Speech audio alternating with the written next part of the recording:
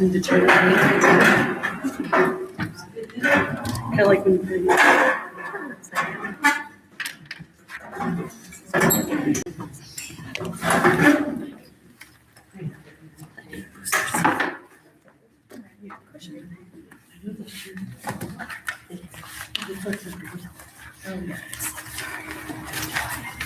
Well, hey everybody, welcome. We will reconvene to open session. Start with the roll call. Rita Martin is here. Delana Martin? Here. Kathy Bodecker? Here. And Diana Corporal? Here. Thank you. Please join me for the Pledge of Allegiance.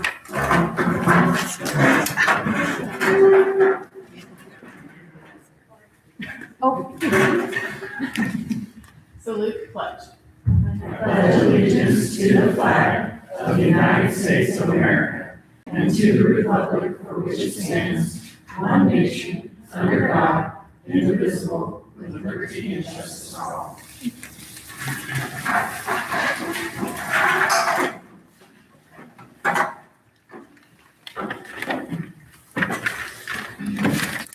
Okay, closed session report in regards to item A, Gov Code 54957, performance evaluation superintendent principal, no report. And item B, Gov Code 54957 B1, public employee head coach basketball. We have the resignation of Megan Gerdigan for the stipend position and the hiring of Jarrell Burrows for the stipend position for basketball head coach. They were at, where are they actually? Furlong, Mm-hmm. at the first basketball game. So, probably freezing. Okay. All right, item number 5, approval of the agenda. I make a motion to approve the agenda. I'll second it. Motion by Diana and second by Delana to approve agenda as presented. All those in favor say aye. Aye. Opposed, motion carries. Item number 6, public comment on non-agenda items.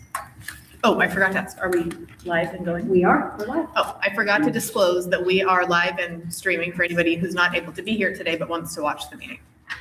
So it focuses on us here and not the crowd. So you know. Public comment on non-agenda items. Members of the public are invited to address the governing board on any matter within its jurisdiction that is not listed on the meeting agenda. Comments are limited to 3 minutes per person with a maximum of 20 minutes per topic. Time cannot be transferred from one speaker to another. Please be advised that a school board meeting is a business meeting held in public and not a public meeting. Consequently, the board is legally prohibited from discussing items that are not posted on the agenda and cannot respond to public comments made during this time. Is there any public comment on non-agenda items?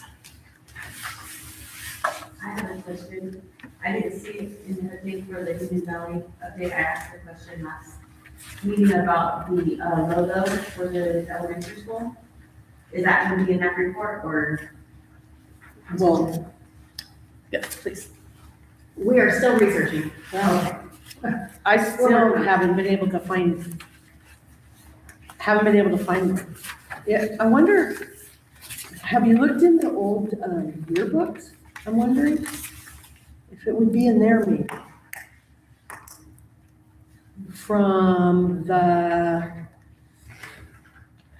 Rachel graduated in 2003 and she graduated from 6th grade from Indian Valley and they had the green shirts with the little guy on them. She graduated high school in 2003, so it would have been 6 years prior to that. They had them, so I don't know. I don't think I have any of those yearbooks, but maybe there's something in the yearbooks. I have all the yearbooks in the office, so look.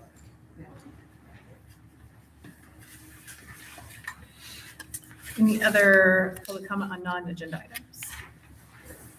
All right, moving on to comments on agenda items. Members of the public are welcome to comment on any business item listed on the board's agenda. Again, comments are limited to 3 minutes per person and 20 minutes per topic, and the time cannot be transferred. We will take those public comments during the board's consideration of each item. While the board appreciates your comments and questions, we are not at liberty to respond during the meeting, and that will be taken into consideration as we discuss each item. Item number 8 is the consent calendar. All matters listed on the consent calendar are considered routine and without opposition. Consent calendar is enacted by one motion. No separate discussion unless a board member or superintendent requests that we pull something from the consent calendar. We have minutes from the November 10th meeting, bills, warrants, and transfers for November, resignation of Megan Gertigeth as the head basketball coach stipend, and the hiring of Jarrell Burrows as the head basketball coach stipend. So to not pull necessarily, but I know that you and I both. Oh, where did Dusty go? Oh, okay. But I can't do it, she's better. Oh, He just forgot for you guys. Okay. oh, Dusty did? He's not doing well. So I just had, I had a question. Oh, here he goes. On page 12 of the deal, there's something in here about teachers' pay. What is that? That's Teachers Pay Teachers. That's a website that a lot of our teachers use to get curriculum. Oh, And like updated classroom activities, things like that. And I know our ag teacher likes to use that one. okay. Yeah, I used a little bit when I homeschooled to come up with different tables and stuff that other people have created. And it's neat because it's called Teachers Pay Teachers because it's teachers creating resources for other teachers. Okay.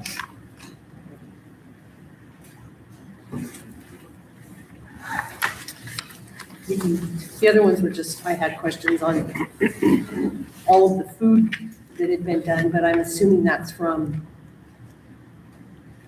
In service. The higher numbers would be like staff in service days, we feed everybody. Yeah, I think there was one board meeting one.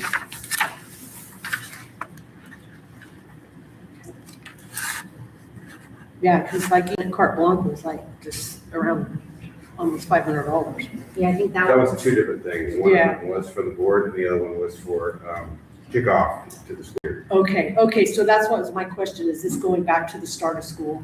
That one was Okay. because it was on the cal card. And Got so we were waiting on some backup for invoices to pay the bill, and so it came all the way to November. So. Okay, that makes sense. All right, thank you.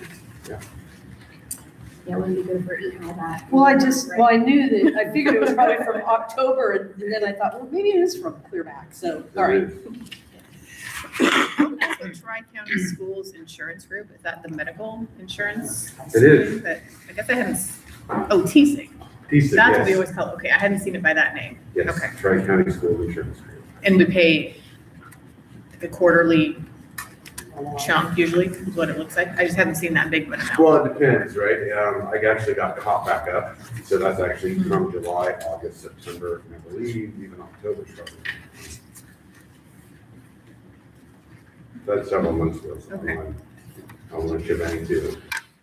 And I had a general question that's kind of related to all this, is there's a lot of teacher reimbursements for books and stuff. How big is our budget? How much do each teacher get? And is it enough? Does it cover the supplies that they need? That's a great question. So each teacher has a $600 yearly classroom budget. Curriculum doesn't come out of that. It's Okay. for supplies that they use Okay. and also for PBIS, bird store supplies. Previous years, actually last year, it was $400 per teacher. And Dusty and I collected all of our PBIS numbers and looked at how much the teachers were spending on the PBIS reward system. And so that's why we took it up to $200. We won't choose $600 per teacher this year. Do you have a Teachers- feeling that covers everything? Nobody Yes. has to pay out of pocket? No, we encourage all of our teachers to turn receipts. Okay. Teachers tend to be very generous. We keep encouraging them to turn in their receipts. We don't want them paying out of pocket right now. Okay. Thank you.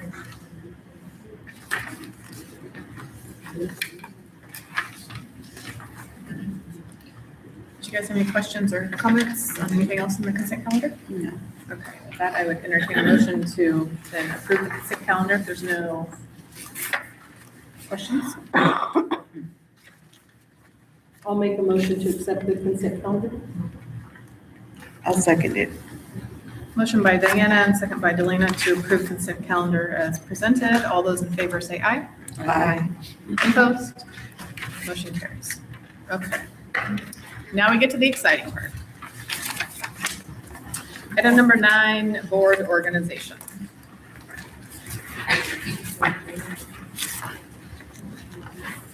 So we have 2 interested candidates for the trustee area 5 position on the school board.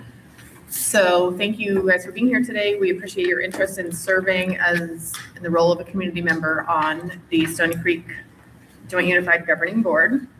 Tonight's interview is simply an opportunity for us to learn about your experience, your perspective on public education, and how you see yourself contributing to the district's continued success.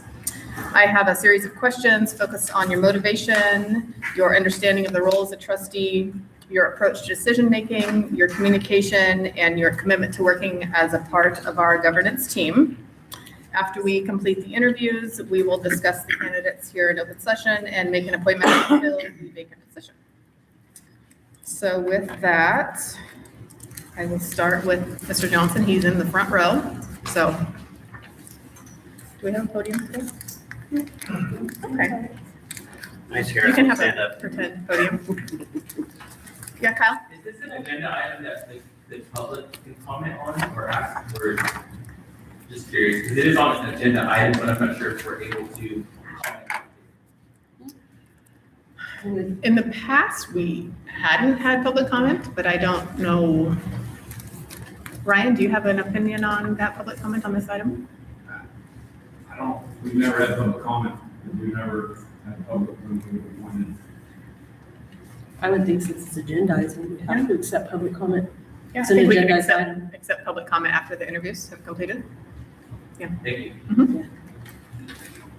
Okay. Thank you for coming, Bob. Of course. What motivated you to, could you introduce yourself since not everyone in the audience might know who you are? Good afternoon, everybody. I'm Robert Johnson. I live in Elk Creek. I'm on Road 308 at the old Butler Ranch and been in town for 10 years. I was in the Air Force for 26 years, 8 months, and 11 days. And I graduated from Elk Creek. I grew up in Stony and been around this area pretty much my entire life, other than the time I was in the military. Happy to be here. Right now, I'm employed at HHSA, which is the Health and Human Services Agency. I'm a program manager too, and I'm over the Veteran Services Office, and I'm also over public assistance, and work there out of Willows. Thank you. What motivated you to seek a position on the Stony Creek District School Board? So one of the things that motivated me is, just like I was saying, I'm from around this area. I went to school in Stony Ford, went to 7th through senior here in Elk Creek High School, played sports. It was just a great experience for me. And I'm a big believer in giving back to the community. So I think this is just an opportunity to continue that giving spirit. And so that's why I want to be part of the board, and, just to see, hopefully make sure that all the kids had the same opportunity that I had when I graduated from here. So that's what motivates me. And I apologize ahead of time that some of these questions are probably going to be repetitive. So please feel free to That's be okay. I brief can if say you the have to same answer thing it 3 again. times. I'm not scared. How have your personal and professional experiences shaped your interest in serving, and what do you hope to contribute to the growth and success of our district? So I might refer back to that question because that's a big question. So my professional experiences, again, when I graduated from Elk Creek, it gave me my jump start into the military. And from that education level, I started my college progression in the military, and I ended up getting my master's degree through there. But I wouldn't have been able to do any of that had I not went to Elk Creek and gained that experience. In the military, I grew up through the ranks, made it up to Chief Master Sergeant, did a lot of training, a lot of leadership. Once I retired from the military, same thing in the HHSA. I've done that for almost 10 years, coming up on my 10-year mark. Same thing, did a lot of training, coaching, and just professional level training that helped me get to where I am now. I think that experience has shaped who I am and my interest in serving. And I hope to contribute to the growth of the district by leveraging that experience, whether it be in leadership or counseling or just being there for the kids. What do you see as the fundamental purpose of public schools, and what is the role of trustees in that purpose? So the fundamental role of public schools is, again, to give them that start into the world. It's really that baseline where they need to know a little bit about everything, whether it's, math, reading, whatever the subject is, to give them that baseline start to go out and whatever they want to do, whether it be college or a trade school, and be successful in that area. That's what public schools are here to do. And as far as our role as trustees is to make sure that we give the staff, the kids, make sure the facilities are, just the baseline stuff, make sure everybody has what they need to be successful, and then be there. Just be there. Be there for the kids, be there for the staff, and make sure they're able to take that success out into the world. That's how I view that particular question in the role. The next question is roughly the same. I didn't do these very well. How do you define your primary role, both individually and as a member of the governance team? So I guess more on the team side, how would you define your part in the governance team? So as far as a trustee on the governance team is, the role of the trustee is to set policy, hold accountability, make sure the code and the law is followed. Make sure that the money is being spent appropriately, just oversight, also working with the superintendent in a collaborative way, not a confrontational way. And same thing with the members of the fellow trustees. You really have to work together in order to be successful. You have to always remember too, you're just one of 5, and it's okay to be in disagreement as long as you do it professionally and with courtesy. And if you're that one out of the 4, that's okay.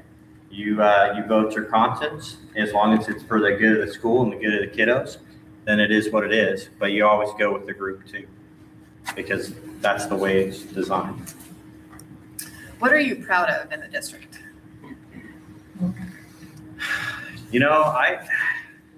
It's a good question. I really like the fact that this school, again, I spent a good majority of my childhood here.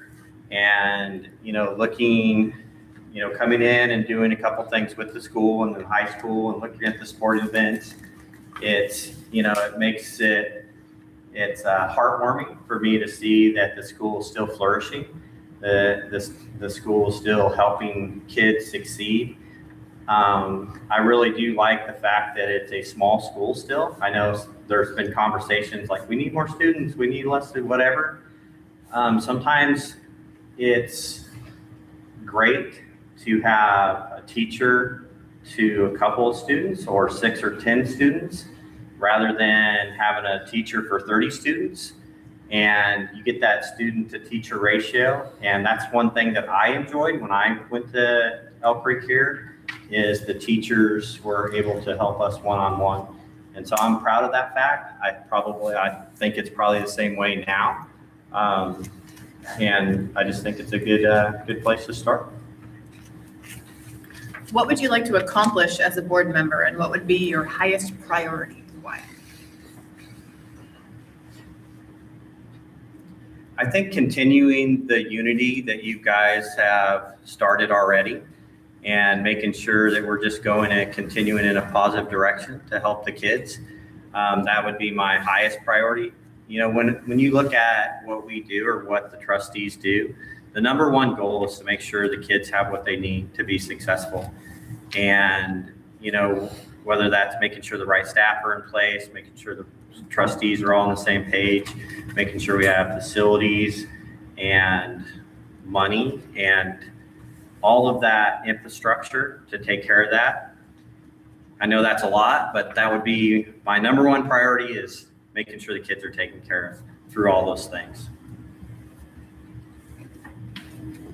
You talked some about communication, that as we know, effective communication is essential to the work of the board and to maintaining strong trust-based relationships with the superintendent. How do you approach communication in a governance setting? So I approach communication, whether it be governance setting or any setting, you always treat everybody how you'd like to be treated, with respect. Make sure that you are clear, and if you're not clear, reiterate it, re-articulate it, however it is. Make sure that you sit down with whoever you're talking to. Make sure you're listening, getting what they're saying to you. Approach everything with curiosity, not with emotion. Look at things logical, fact-based. And if you're unclear, then go back and talk to that person or the whole body. And just work at it, but try to keep the emotions out of it.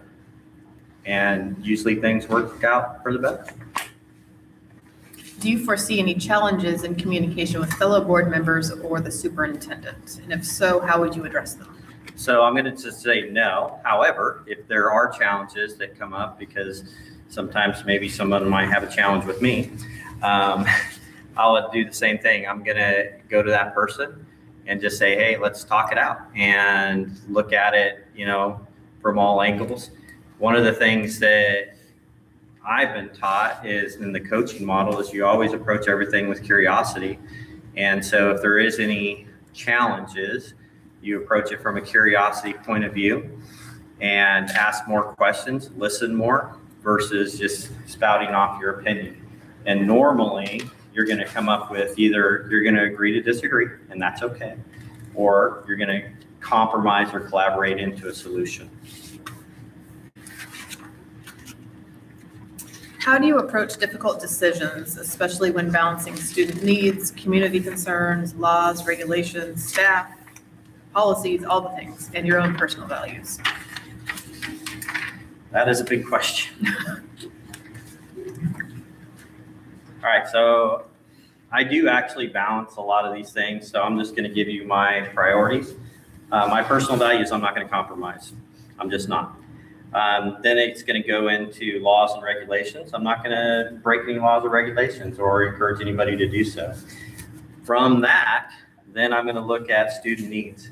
Student needs is going to be the number one, period, because everything that we do either as community members or trustees or staff need to be focused on what the student needs. So as long as we're not breaking any laws or being immoral and taking care of the students, I think you're going to be in line with what needs to happen. And community concerns, obviously, you always need to listen. As trustees, you represent your district, and so you need to be open to the concerns of the community, listen to them. And if you believe that they're in line with student health and student needs, then by all means, bring it up to the trustees and discuss it and develop policies or whatever the case may be to make it come to life. Can you give an example of a time when you had to remain objective, gather all relevant facts, and withhold judgment before making a decision? So oftentimes in my position, there's several times, whether it be a disciplinary thing, sometimes you'll get some information and it's like it looks kind of, I look at Ryan, we used to work together on a couple things, but anyway, you look at the information that's presented to you, right? And sometimes you can make a snap decision on that initial information. But once again, you really need to take a step back and just look at it, make sure you're looking at all sides, whether it be an individual issue or a discipline issue or just a water pipe that got ran into, whatever the case may be. You need to really look at it, interview everybody that's involved, keep an open mind, and then once you have all the facts, then you can start looking at the decisions.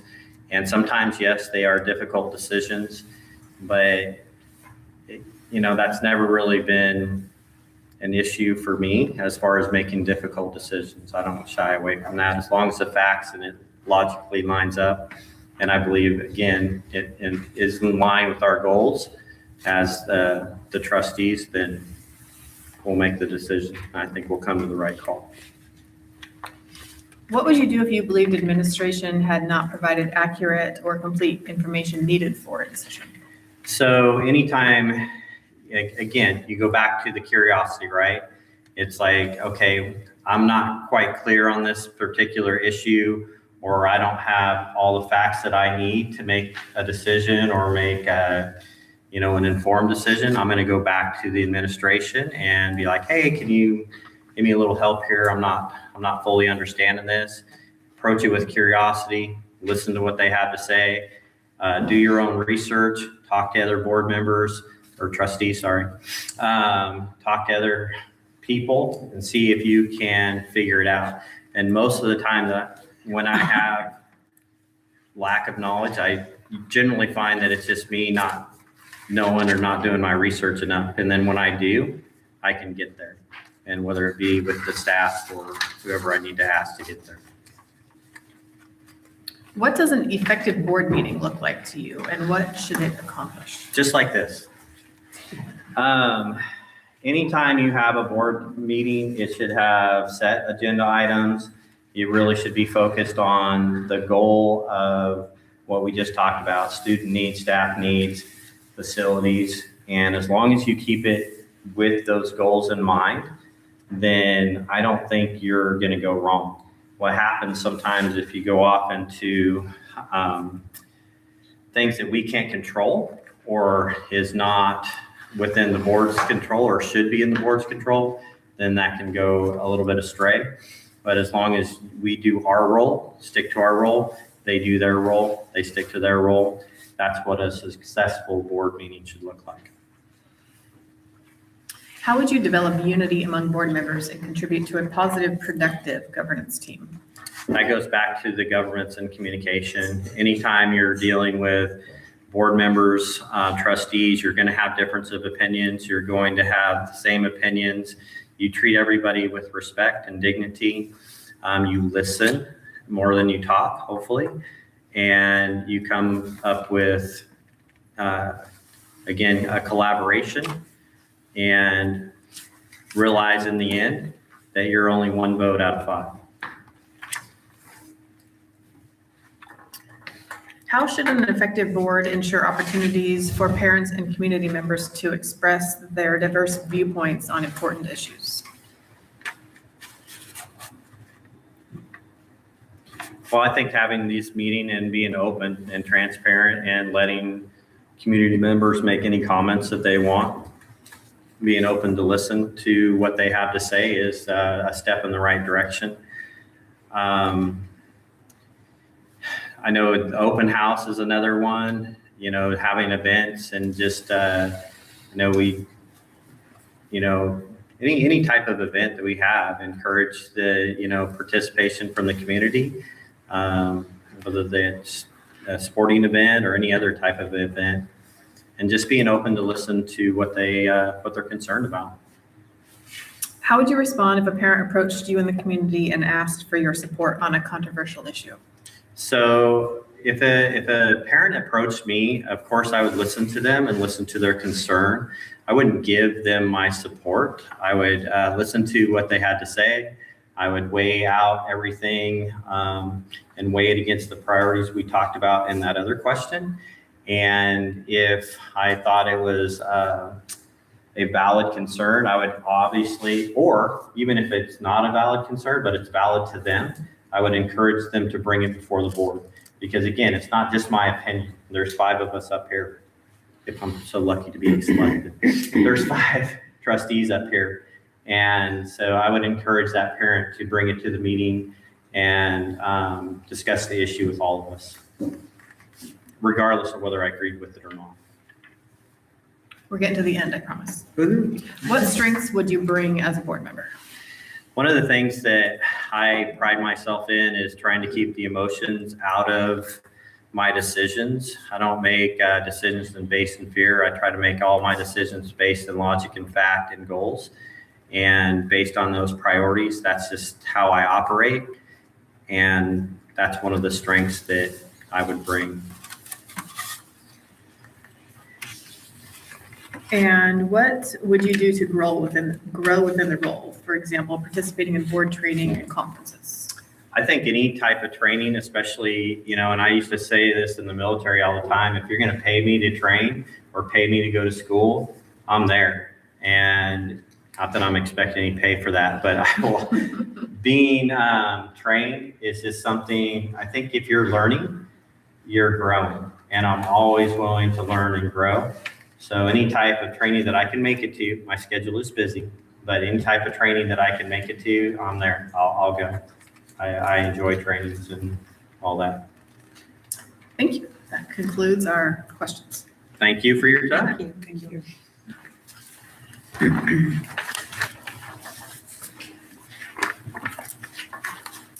I have two of the same. You do? Yeah. go ahead. Just grab them. Yeah, that is the way.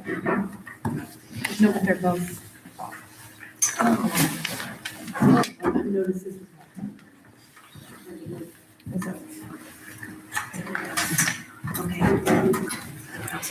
Yes. Wrong comments. Okay. Zoe, you are up. Yes. I would say to the hot seat, but to the hot table.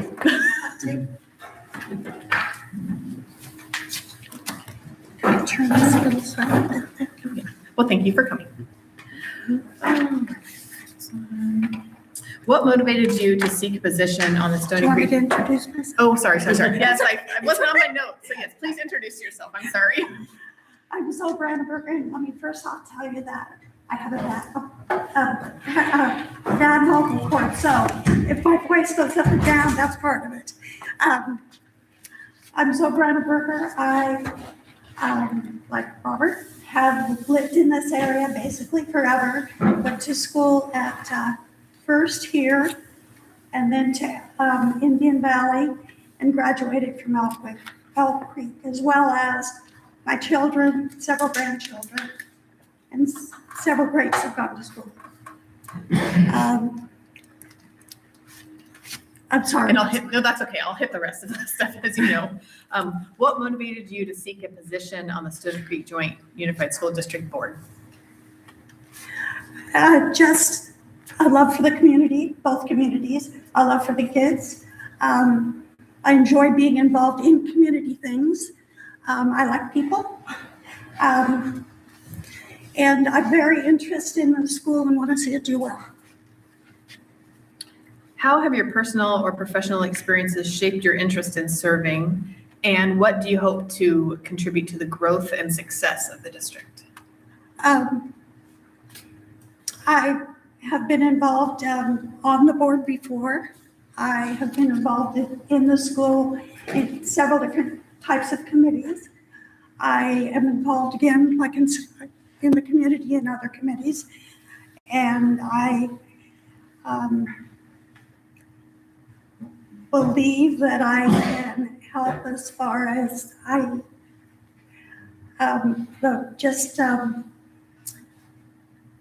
in any way that I can. I mean, I served several times as, scorekeepers and chaperones and other things when my children were growing up. So, but I just am very interested in the school. What do you see as the fundamental purpose of public schools, and what is the role of the Board of Trustees in fulfilling that purpose? I see the public school as a place for all children, where they should be able to come, be safe, be cared for, be taught, and use this as their stepping stone to go through the grades, and if they choose on to college and other types of jobs. And what was the second one? What is the role? The role of the school board is to number one, ensure that the district is financially healthy, to make sure policies, procedures are all being followed, and to support, collaborate, and work with the superintendent and the staff to see that those things are done. As a trustee, how do you define your primary role, both individually and as a member of the governance team? As a member, and as Robert said, you're one, but it's working together, talking things out, looking at things and decisions that need to be made. Personally, it's to work with each other and to hopefully come to a unified decision. And again, we may not always agree, or the team may not always agree, but to listen and hear opinions and before making decisions. What are you proud of in the district? I think one of the biggest strengths in the district is the staff. I look and I see teachers and staff members who truly care for all the children. And I think they're well respected by those kids. Okay. And I think the fact that it is a smaller school gives the students the opportunity to get more one-on-one attention or needs. What would you like to accomplish as a board member, and what would be your highest priority and why? Highest priority is number one, keeping the school solvent, taking care of the students, taking care of the staff, and helping to do whatever needs to do to support them. Effective communication is essential to the work of the board and to maintaining a strong, trust-based relationship with the superintendent. How do you approach communication in a governance setting? In a governance setting, by listening, by talking, by communicating, by showing respect.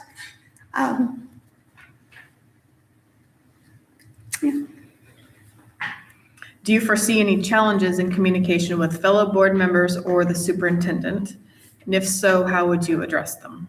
No, but if I did, openly, honestly, I can't say I like confrontation. However, I am not one who would walk away from it either. If you need, an issue needs, sorry, my voice is cracking. Okay. That's why you're getting short answers. If something needs to be approached, I'm not afraid to approach it. Again, it's a 5-person board. There could at any time be 5 different opinions at the onset. So it takes talking, listening, and I think listening is the key before making decisions. How do you approach difficult decisions, especially when balancing student needs, community concerns, laws and regulations, staff considerations, policy, personal values? Again, openly, honestly, looking, researching, following the rules and regulations. I think, I don't want to break law either. I think we need to follow those rules and regulations, but the ultimate goal is to do what's best for the students and the district as a whole, but the students. Can you give an example of a time when you had to remain objective, gather all relevant facts, and withhold judgment before making a decision? Yeah. I can give just a real simple type one.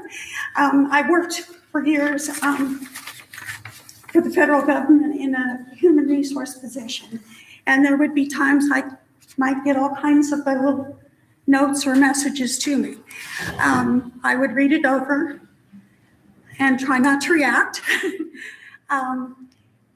And my normal way of handling things would be to take a look at it, do some research on it, see if I could be wrong. I could be wrong. So, but I also, if it needed a response quickly, well, I shouldn't say quickly, if it needed a response, I would tend to write out my response and then walk away and take a breath and look at it again and reread it before ever sending, so that I could make sure I said what I really wanted to say without offending. What would you do if you believed administration had not provided accurate or complete information needed for a decision? I would seek more information and communicate that, whether it's that I wasn't understanding it correctly or whatever the case may be, I would seek more information. What does an effective board meeting look like to you, and what should it accomplish? I think this, again, is a good example, where you are in a setting where everybody can see, hear, where there's community, and everyone has space to do what they need to do. And the board is willing to talk and communicate with the community. How would you help develop unity amongst board members and contribute to a positive and productive governance team? I tend to be a fairly, say it one more time, I'm sorry. How would you, a positive? How would you develop unity amongst the board members and contribute to a positive, productive governance team? I tend to be on the positive side anyway, as far as my outlook on things. So I do look for the positive. I would communicate, discuss things, and be open, honest, and respectful, and listen. How should an effective board ensure opportunities for parents and community members to express their diverse viewpoints on important policy issues? By having meetings like this, by allowing comments from the community, and then not just taking the comments, but doing something with them, listening to them, acting on them. How would you respond if a parent approached you in the community and asked for your support on a controversial issue? I would make a commitment. And again, it would depend on what it was. So if it was something that was like an open session type item, something going on, I would listen, but again, not give my viewpoint so much as to say, we'll gather information, we'll see what the board, I'm only one. What strengths would you bring as a board member?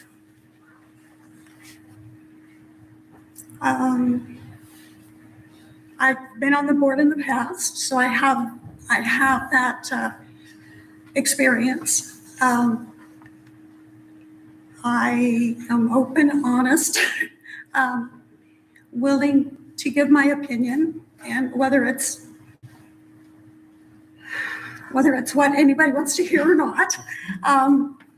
But and I've been here in the area, I know the area. So.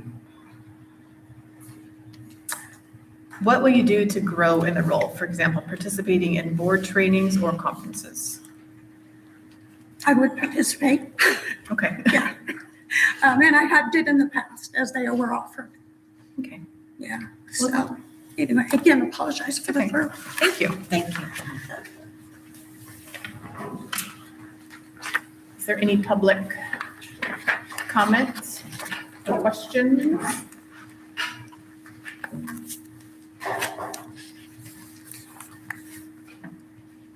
No? I was I would just suggest, just a gentle suggestion to the board, to maybe ask DPAC to contribute some questions, for the future, just because the school district makeup is primarily Native students, and so I think that, for decision makers, when it comes to policies and programs, you all have those decisions before you. And I would have loved to see some questions with regard to tribal sovereignty, because we are engaging the tribe more now. Also, just the unique perspective or the culturally relevant programming that we're all kind of promoting amongst staff to consider when they're making decisions. So that would just be my suggestion for the process that I would like to see. But thank you both for both candidates. They seem like really good, just committed to community. I recognize that, and I just want to say that we appreciate them for all their work they do within community. And fortunately, I'm in the audience, so I don't have to make those decisions with you. I just wanted to share that. Yeah, thank you, Kyle. I'll be honest that didn't even cross my mind. So thank you. That's definitely something we'll consider in the future. So yeah, and to echo Kyle, thank you both for coming. And I think that we are lucky to have two very qualified community members that want to be a part of the district and see things move forward. I think kind of my perspective, we're looking for somebody who's gonna fit on the board all of the big ideas, the big things that we're pushing towards. In my opinion, Bob brings a fresh perspective and a lot of outside experience to the board, which I think would be very valuable, and just a lot of, the trainings and the experience that he has, I think would be good on the board, and a good, a neutral, fresh viewpoint on the board. One thing I think that the board should consider, just from a governance perspective, and I mean no criticism to Zoe, but I think we have to address that she has two family members within the district, and that would be a time where she would have to recuse herself from any conversations having to do with that staffing group. And I think that it's imperative, as we're wanting to have a 5-member board, that everyone can participate in all the conversations. I think it's imperative that we're all able to participate and get the same information about everything.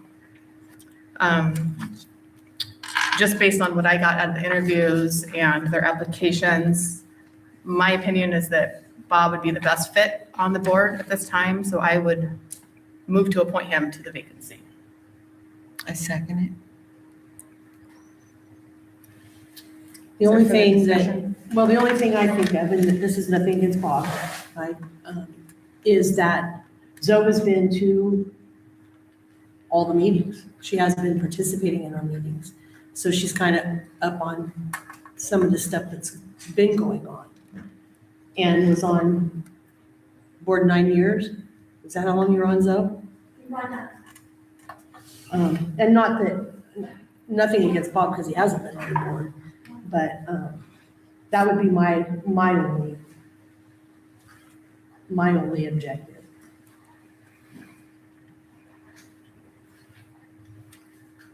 What do you think, Delina? We're up here in the hot seats. I know. It would be nice to have Bob on board because it is somebody new, but also at the same time, Zoe's been around for many years. So I don't know.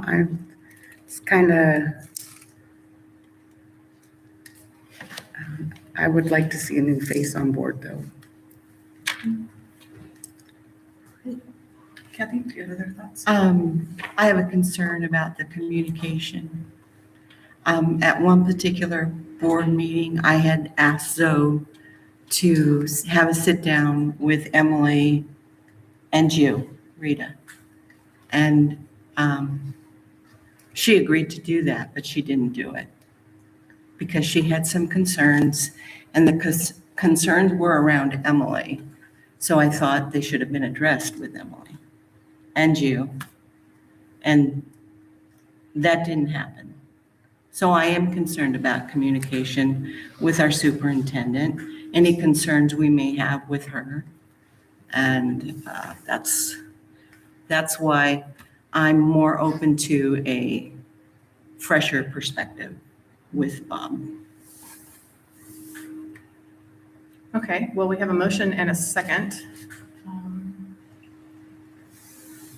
Well, I think Delana wants, I mean, I don't want to go against the grain. If we have 3, then Bob. We'll just formally vote then. All those in favor of appointing Bob to the vacancy, say aye. I Opposed? Congratulations, Bob. And Zoe, I really appreciate you and all of your history and experience on the board. And I do hope that you continue to be involved. And I think that you will and continue to share with us any issues or concerns or ideas that you have. It is very valuable. So, thank you.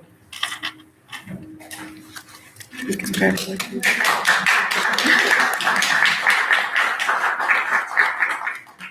So we will administer the oath of office and you'll come right to the hot seat, Bob. What's that? I'm sorry. We'll administer the oath of office and you'll come right to the hot seat. Is it okay? Do you prefer Robert or Bob? Bob's fine. Okay, ready? I'm ready. Okay, go ahead and raise your right hand and please repeat after me. I state your names. I, Robert Johnson, Do solemnly swear do solemnly swear that I will support and defend the Constitution of the United States that I will support and defend the Constitution of the United States and Constitution of the State of California and the Constitution of the State of California against all enemies, foreign and domestic, against all enemies, foreign and domestic, that I bear true faith and allegiance to the Constitution of the United States that I bear true faith and allegiance to the Constitution of the United States and the Constitution of the State of California, and the Constitution of the State of California, that I take this obligation freely without any mental reservation for purpose of evasion, that I take this obligation freely without any purpose, mental mental reservation reservation, for purpose of or evasion, purpose of evasion, and that I will well and faithfully discharge that I will well and faithfully discharge the duties upon which I'm about to enter. the duties about which I am about to enter. Welcome to the board. Thank you. I get to come sit with you? Yes. Oh, let me grab my paper so I look important.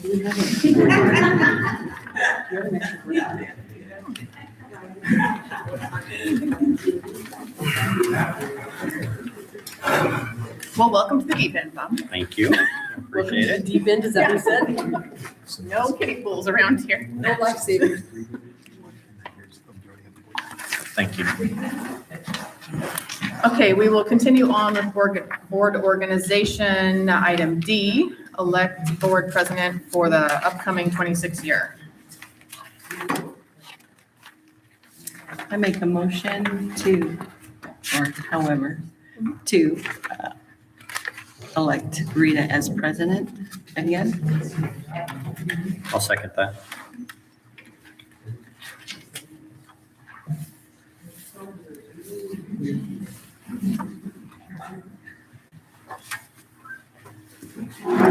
Thoughts or? Oh, no, because she wasn't in the other. Motion by Kathy and second by Bob to nominate myself as president. All those in favor say aye. Aye. I'm not going to vote.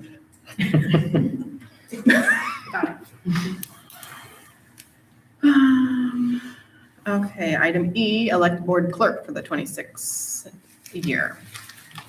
So to serve in the president's absence, take notes.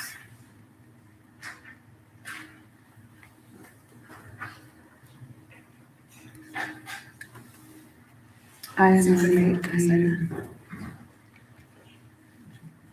I didn't hear you. I'm sorry. Oh, I had nominated Diana I second for the that. clerk. Nomination by Delana, second by Kathy to elect Diana as board clerk for the 26th year. All those in favor say aye. Aye. No, she's not voting for herself. Okay.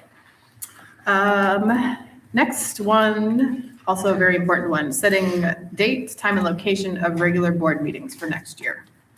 So let's start with date and time. So right now, it's been an anomaly the last couple months because of the holiday. We're on the fourth Tuesday of the month.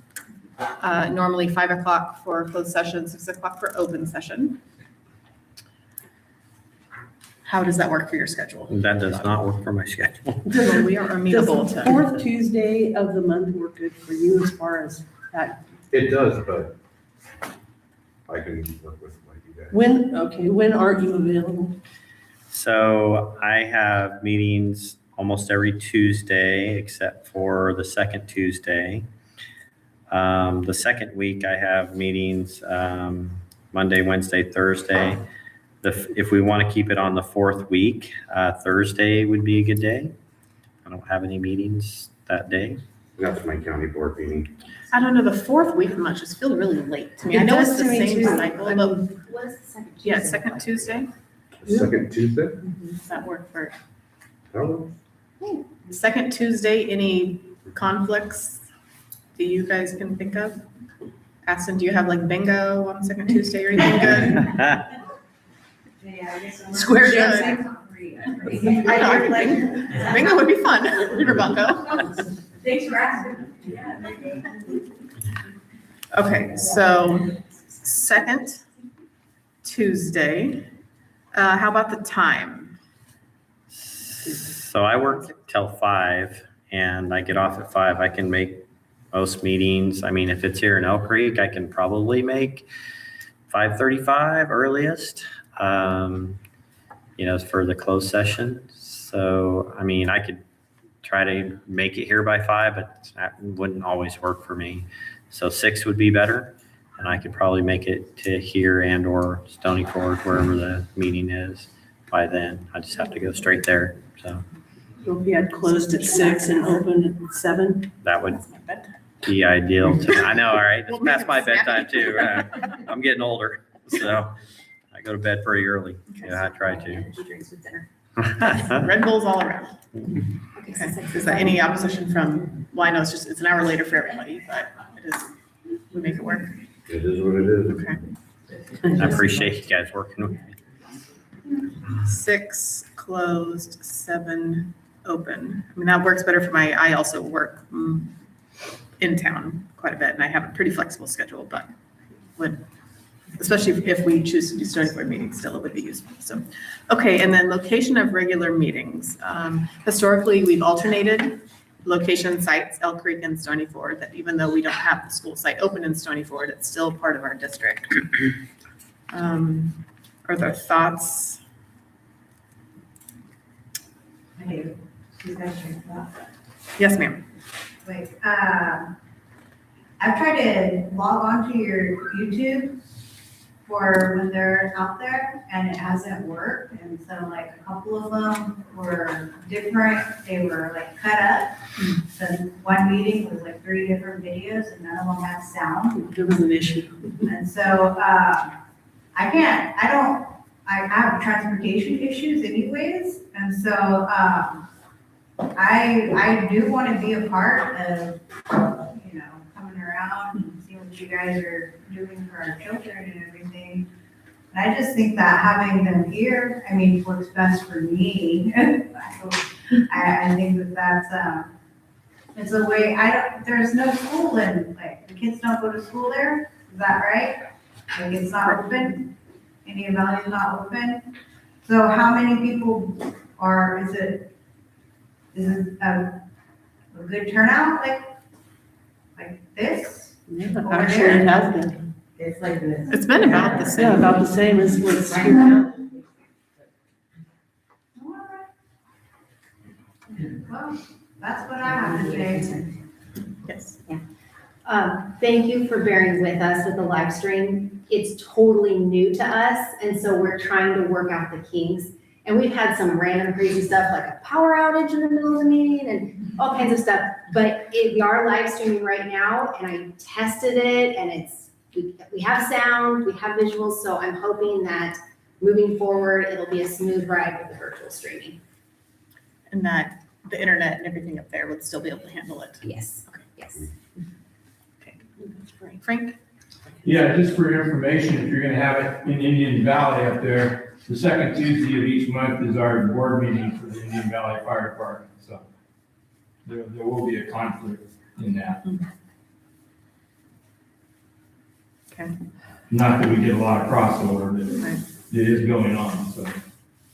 What time is the commissioners meeting? We vary it between 6 and 7. We've been doing 6 o'clock lately.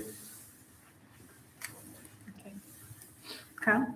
Yeah, just to kind of advocate for the communities on the north side of the district, it is a burden to try to go all the way to Stony Ford. And, you know, especially in the wintertime, we're traveling in really dark, in the dark. I think it's not necessarily the halfway point, but I think it's kind of a little bit easier because it is more of a job for people from the reservation to get up to Stony Ford. The other issue I think that is with Stony Ford is the facility. We can be crammed in there. And then also the restroom facilities are kind of just that one little spot. So I think this is a really great, if you have enough space in here to meet, and the facilities are adequate for everybody. And I do like that it's halfway for the tribal community to make it up to participate when it's available. So I like it being here at the district or here at Elk Creek because it is a little bit more accessible for all the community to kind of conjoin, especially if you're thinking about families that might be coming from Chrome. If we're considering families from outside of the district, if we're coming in from Willows or Orland, I think it's a little bit easier accessible here in this area. So I do like the cafeteria as a spot to use.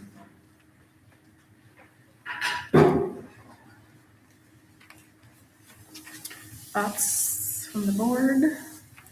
I agree with Kyle. It is quite a ways, even for you Okay, tell me to that. get in the night. It's not that far from you though. And I think that I would like to see, I've seen at other board meetings, you know, at some point in the future, we can involve more updates from staff, families. You know, I know other districts do, you know, they do special student recognition and stuff at the board meetings. So I think if we had it at a consistent location that all the families are familiar with, I think, you know, especially new families coming into our district, they don't know anything about Indian Valley. They're not going to be as open to traveling there at night for a meeting.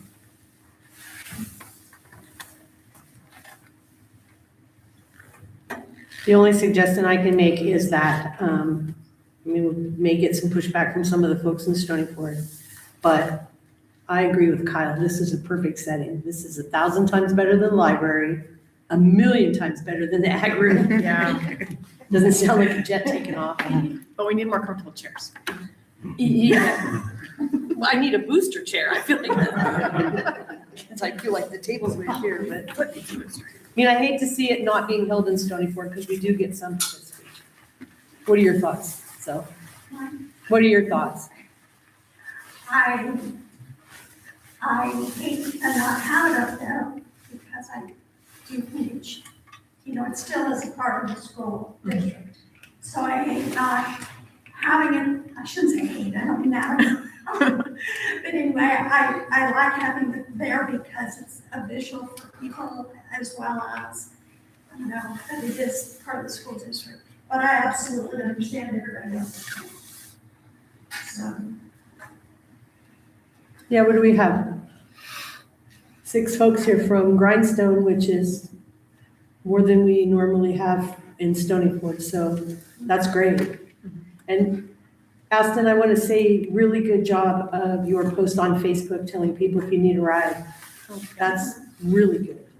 So I hate to do it, but I'm fine with having them here to accommodate our new board member who works in Willows and Dusty who drives from one end of the county to the other.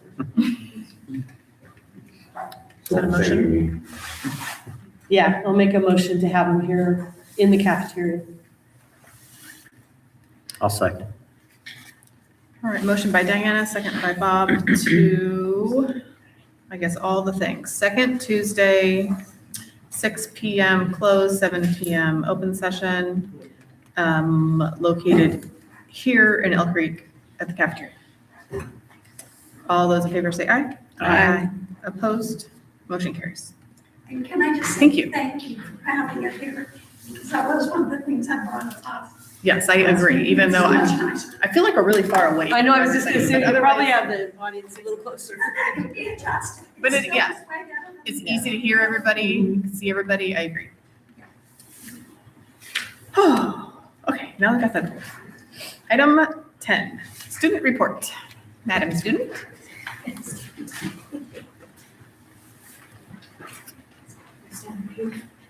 Pretend, yes, the clear podium is extra clear today.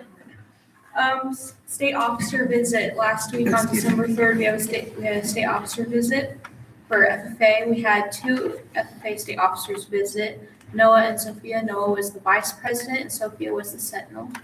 They held, I think, 4 or 5 workshops throughout the day, and they were held in Ms. Farrell's class. So it was each period with the students she had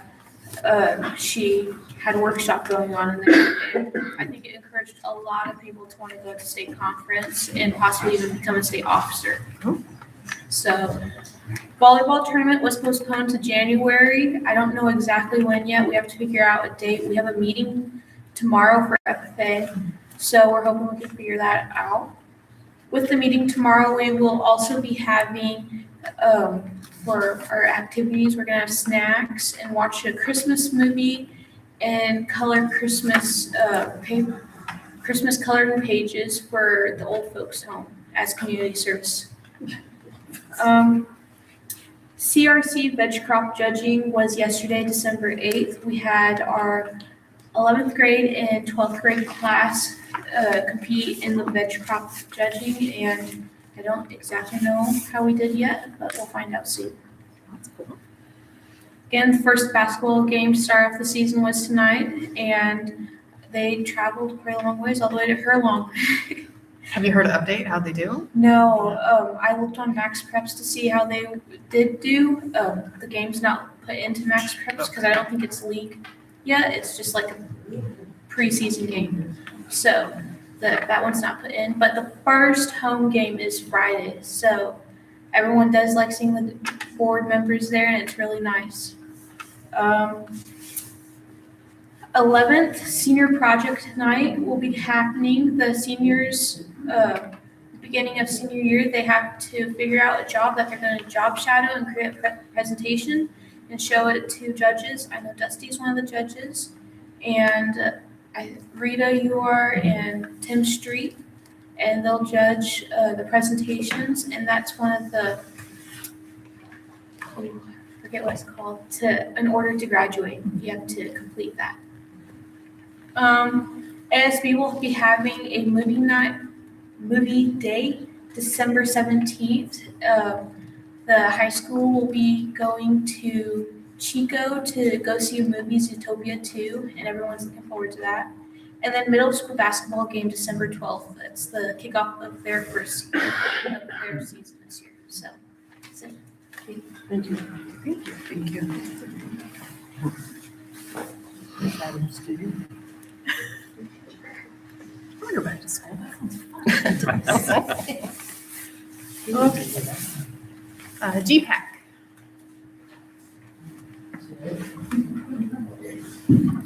Kyle's gonna come with me because he's not on here. I don't know, can you remind me who reported on the Heritage Month? I don't believe Okay, so. We might have just briefly. okay. We were trying to figure it out back there. Well, firstly, Konokotai Native Wellness works closely with GPAC, so that's why we're kind of showing up here. We just wanted to say that the Native American Heritage Month event that was held on November 12th was a really good turnout. It was really good. Our organization got to come back and work with the students in rotation with elementary students in the morning, high school students in the afternoon. And then we even had a small group of leaders from Hamilton City came out, and we thank Emily and Ashley for helping coordinate that and getting them out here. It's been a really good to have students from other school districts to kind of see the work that we're all doing here at this district, and encouraging maybe other districts to follow some of the models that we're establishing here. And I want to also acknowledge some of the board members that made it out to the community event. I think it's just really important for you all to show up in those spaces, especially in the tribal community. We recognize that. And it's a really good way to build those relationships. So just encouraging more of that. especially for the new board member, just to look at ways to invest more of the opportunities to engage with tribal communities and get to learn a little bit more, because it is important in the decision-making process to, we always advocate to look through policies, also putting on a cultural lens from the tribal community, because we are very unique in the way that our students have unique experiences coming from home and their community, both strengths and challenges, and it's important to kind of, look through that perspective when you're making important decisions that will impact not only the Native, all students here, but also the Native community students. So we appreciate that and look forward to more in the future, and also maybe revisiting the cultural awareness training for the school district, the board. And also, just a gentle thing to, remind the board is maybe whenever new organizations, I know that we're going to be considering new organizations coming into the district, to also encourage them to get some form of training, so that, when they work with our students, they know a little bit more about the students that they're working with, the families, and so that they could ensure that we're not harming our students when we're working with them, in the work that we do. So we just appreciate all the work that we're doing together, and it's a really good turnout, and it was really neat to see community come and show up and ask to cook Indian tacos again this year. Over 100, and so it was really good, and dancers came and got to share, and so it was a really good turnout.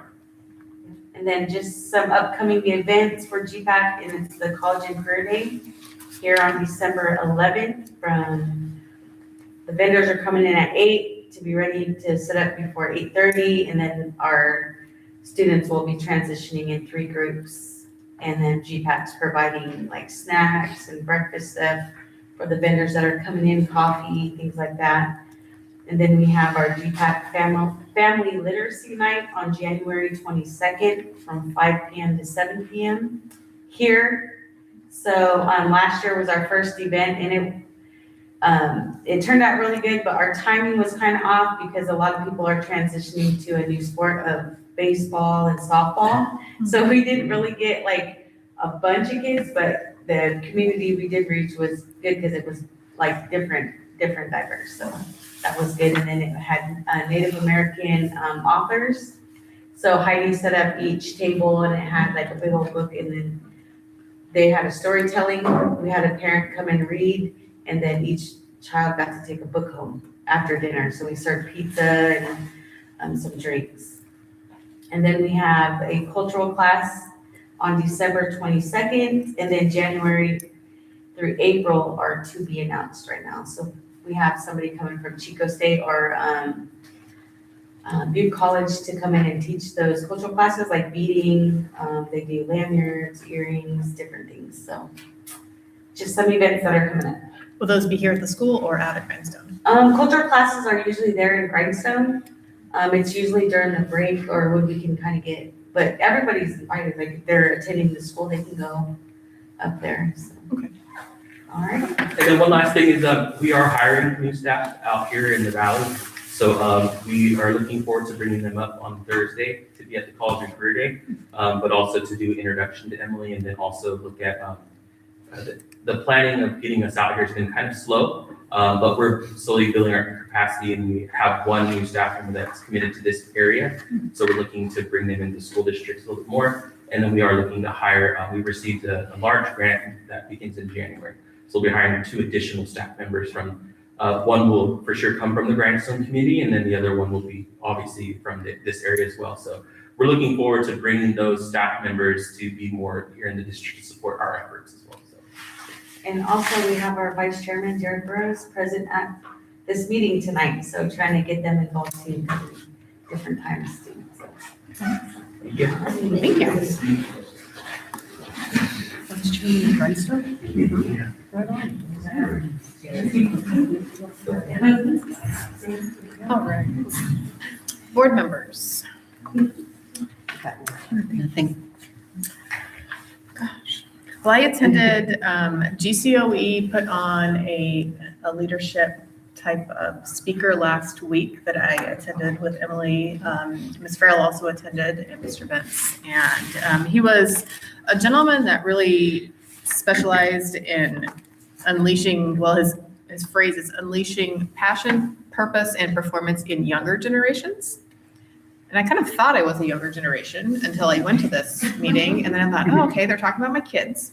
So it was super informative, even just for me, like thinking about how I process things and my motivation to do things versus my kids. And what feels like is they're being lazy. They just have different ways to need to be motivated. So I thought that was really informative. It makes me glad. I'm not a teacher, especially a high school teacher, but I picked up the book that he had. I haven't got to read it yet, but maybe I'll leave it in the office in case anyone else wants to look at or office wants it as a resource. That's all I have. CBO. I'll keep it pretty short, as long as my voice holds up. I apologize for being a bit under the weather. So I neglected to mention last month that we actually completed the tax return for the IRA tax credit for the solar project. And so we worked with Jones Hall and Novogradac. And so the return on that, it's funny because it's a federal tax return and we don't pay federal taxes, but that's how you get the credit. And it's actually going to be $278,688. But a portion of that is going to be going to Jones Hall and Novogradac. Novogradac, they helped us out. It's about $11,000 that goes to Novogradac and about $35,000 that goes to Jones Hall for helping them out. So in the end, the net though is still going to be $232,688, which is fantastic. Is Next that question. general budget money? Right, so that's a good question, right? So it does come back as being unrestricted funds, so it's really up to the district to make a decision if they want to use that to help offset some of the costs, because we were hoping that it would offset more of the PG&E costs than it has. But as those costs continue to rise, that changes, it seems like every day. But along with that, the timing of when we receive that payment, it could be months before we actually see that payment from the IRS, but it's guaranteed to come. It's just the timing of it, and we don't have to pay that $35,000, $11,000 does not get paid until we actually receive that check. Is that in our budget already? That is not in the budget, no. Okay. Not yet. Okay. That's all I got right now. And I saw an email just on the way here about something about the secure rural schools. Oh, yes, if you want to, up to the minute news. Yes. So SRS funds, they were approved in the Senate. And so that means that it's going to be restored. You're going to have the 3-year guarantee of funding again. It's going back to last year too. So we're going to get the money that we lost as well from the forest reserve funding that we normally receive the district. And it's the largest amount in the actual county that this district receives. So that's great news. We're talking over $60,000 just for last year. So. Just for last year? Just for last year. So it's approximately that amount. Every year it varies quite a bit, especially if it's not reenacted. But it did. So the timing of that, of course, we'll see when that actually comes through, because the president still needs to sign off on it. But he's the one that pushed that through with the big, beautiful bill to begin with. So we're thinking that shouldn't be an issue. So on the federal level, we're looking pretty good. Not something you can normally say at this point. Yeah. I'm sure it'll take them a while to get all the wheels turning again. Right. Okay. Any questions for Dusty? No. Okay. Thank you. Superintendent, principal. Okay, so this time of year is really fun and really exhausting. We have a lot of activities going on, as you heard from our student representative. Plus, it's just, holly jolly around here, and our students and teachers are working constantly on preparing for the Christmas program and all the Christmas festivities that happen next week already. Is it next week? It is next week. Isn't it crazy? Time flies. There's a lot of recorder playing. I'm sorry. Tune them or something. You can't tune recorders, but it is a rite of passage for sure. So some enrollment numbers for you. Currently at UCE, we stand at 35 students enrolled. At UCHS, we have 24 students enrolled. Our district total is 59. Our attendance has dipped a little bit. Whatever this bug that's going around, it's going around, and it's taking out whole families at a time for several days. And it's pretty nasty. So I think that's kind of where we're seeing the difference. At ECE, their current attendance percentage is 93%. ECHS is 94.1%. So our district average is at 93.5%. So we're hoping we get through this holiday germs and start fresh in the new year. And hopefully it's not a super wet winter, so those germs go away quickly. But that's still where do you think we're at this time last year? It's still a huge increase, isn't it? Yeah, it'd be in the low 90s, upper 80s. Yeah, so still a major increase. And so parents, I always want to give a shout out to my parents. Parents, thank you so much for getting your kids to school. It means a lot, not just in the attendance for our district, but also because then they're not missing out on the valuable things that are happening in the classes. The teachers are working really hard with the kiddos. And in case you haven't heard, we have a TOSA, teacher on special assignment at the elementary school, Mrs. Close. She's amazing. And she's working with individual students and small group students on exactly what your individual student needs. So we're seeing major gains too in some of our iReady data that we're collecting. It's good stuff. So, but we need the kids to be here. Also, huge shout out to our families. We're making daily phone calls. The office staff makes daily phone calls to any family whose student is absent. If you're a parent here, you've probably gotten a phone call.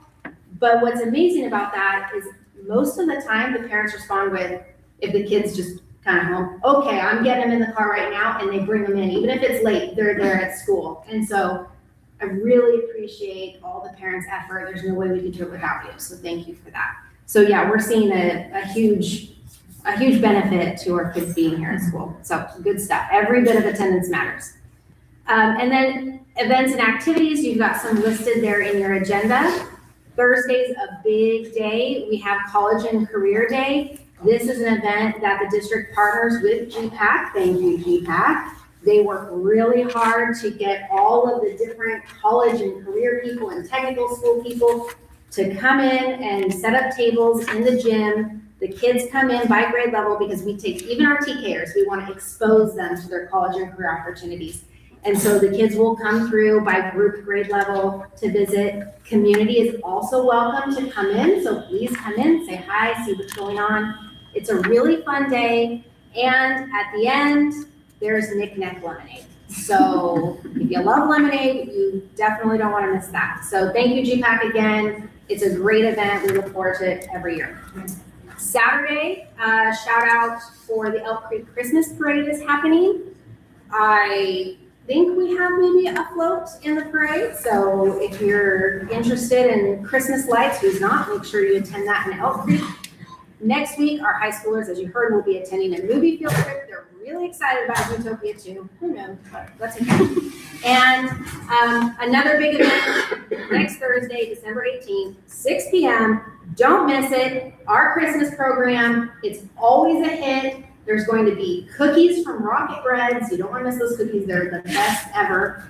And I'm going to give you a sneak peek. This year's theme, Winter Wonderland. So it's gonna be cute. You can't miss it. I hear there's TKers with snow. Yes, we have to have that. And really, the most exciting part of the evening is a special guest comes, and I hear that Santa's going to come all the way from the North Pole, driven in a fire truck, thanks to Elk Creek Volunteer Fire Department. So shout out to them for that. It's a fun night. You don't want to miss it. Everyone's super happy. It's good stuff. And then we rest. Christmas break, December 22nd through January 2nd. School resumes Monday, January 5th. That's all the good stuff. Now here's the kind of stuff. California Healthy Kids Survey. This is boring, but it really helps me. It helps the district gather information that we need to know how we're doing as a school district as far as culture and safety and all of those kinds of things. So the California Healthy Kids Survey will be administered on January 6th. Parents can find more information on Parent Square. We put up a post last week about it, or in the letter that was sent home last week. We also sent home a paper letter with all of the students. I highly encourage the parents to review the survey. There are some questions on there you may want to take a look at. I like transparency. I want my parents to understand what's going on. You can visit our district website, click on the California Healthy Kids Survey link, and you can look at those surveys there before your students take them. It's for grades 5 through 12. Grades 5 through 6 require active consent, which means I sent home a permission slip. I have to get that permission slip back in order for 5th and 6th graders to participate. Grades 7 through 12 is passive consent, which means all students will take it unless you call the district office and opt them out. So I just, for transparency's sake, it's all there, it's on that letter as well. Another important piece of this, parent surveys. There's a California Healthy Kids survey for parents. Those are linked on Parent Square or on our website. Please, please, please, parents, go in there, click your child's school, take the survey. It doesn't take very long, but it's really good data for us to have. I think last year we had 2 parents fill it out. So this year I'd like to see like, I don't know, 10, 15, maybe 20. That would be really great. And it's really helpful feedback for me. So I know how you're feeling about where we're going, what we've been doing, and what kind of changes we need to make for the future. Does the data stay here, or it's a state survey, so it gets aggregated somewhere? It's aggregated somewhere and then it's brought back to us, but it is anonymous. Yeah, it doesn't collect your personal information. And then we also use this data to guide us on our LCAP and all the state reporting stuff. Yeah, that's a good question. Okay, that's what I have. Okay. Any questions? Okay, item 11, old business, Indian Valley update. So there was a question at the last board meeting, just a status update of the facilities and fixes and so forth for Indian Valley. Yeah, so Indian Valley update is that we're still in a holding pattern. As you can imagine, any sort of facility updates cost money. And I'm talking a lot of money. Just because when it comes to the state and following their rules and regulations, things get expensive really fast. So there is Prop 2 money, and a percentage of that Prop 2 money has been earmarked for small school districts. We are still part of the SASE grant program, which provides support for us to fill out the Prop 2 pieces to try to access that money. The first step, however, is the 5-year facility master plan. That is required by Prop 2, and I am in the first stages of writing a 5-year facility master plan. I never thought I would say that in my career, but I am learning how to do it. So I'm in the first stages where I'm gathering all the information that we need that has to do with the history of our district, the history of our facilities, where our facilities stand, and what our budget is like historically and now and looking forward. So I'm gathering all that information so that I can begin the process of writing a 5-year facility master plan. So we had, to refresh, correct me if I'm wrong, there was someone that was gonna help do that plan, right? But we can't use help with the SASE grants. You're right. You're thinking back to the wonderful people at Van Pelt Construction Services. Yes. They were willing to do approximately $200,000 worth of pro bono work for us. Right. They're still willing to help, but they can't help at these initial stages because of the SASE grant program, because that will kick us out. So I have to do, I have to do the first initial steps of getting the 5-year master plan. I have to apply for the Prop 2 funding, and then they can come in and start offering their services. Okay. Yes, it is a process. What kind of a rough timeline do you think? I mean, it feels like a big thing. February, maybe. I'm hoping. Okay. I'm sure I'll hit hiccups and road bumps, and because I've never written a facility master plan before. But I'm gonna do it. Okay. That's the update. Any public comments? So then I know it feels very agonizingly slow. I agree. Can you get a master plan from another district and that can help write? No, it's totally specific to your district, your history, your specific building. Is there a format you have to use? Yes, yep, they have an approved format that has to be used. Yes. All right, item B, website. Sorry. Oh, sorry. Is there a tribal element to that master plan? There's going to be. Okay. And you're going to help. You will write it. So, yeah, I'll reach out to you and let's see what we can do. Okay. I don't know that there is, but you're right that there should be. So Yeah. let's figure it out together. Perfect. Okay, thanks. Okay, old business item B, the website. We've been talking about the website for a couple months and we just hadn't had time to really review what Emily had sent out.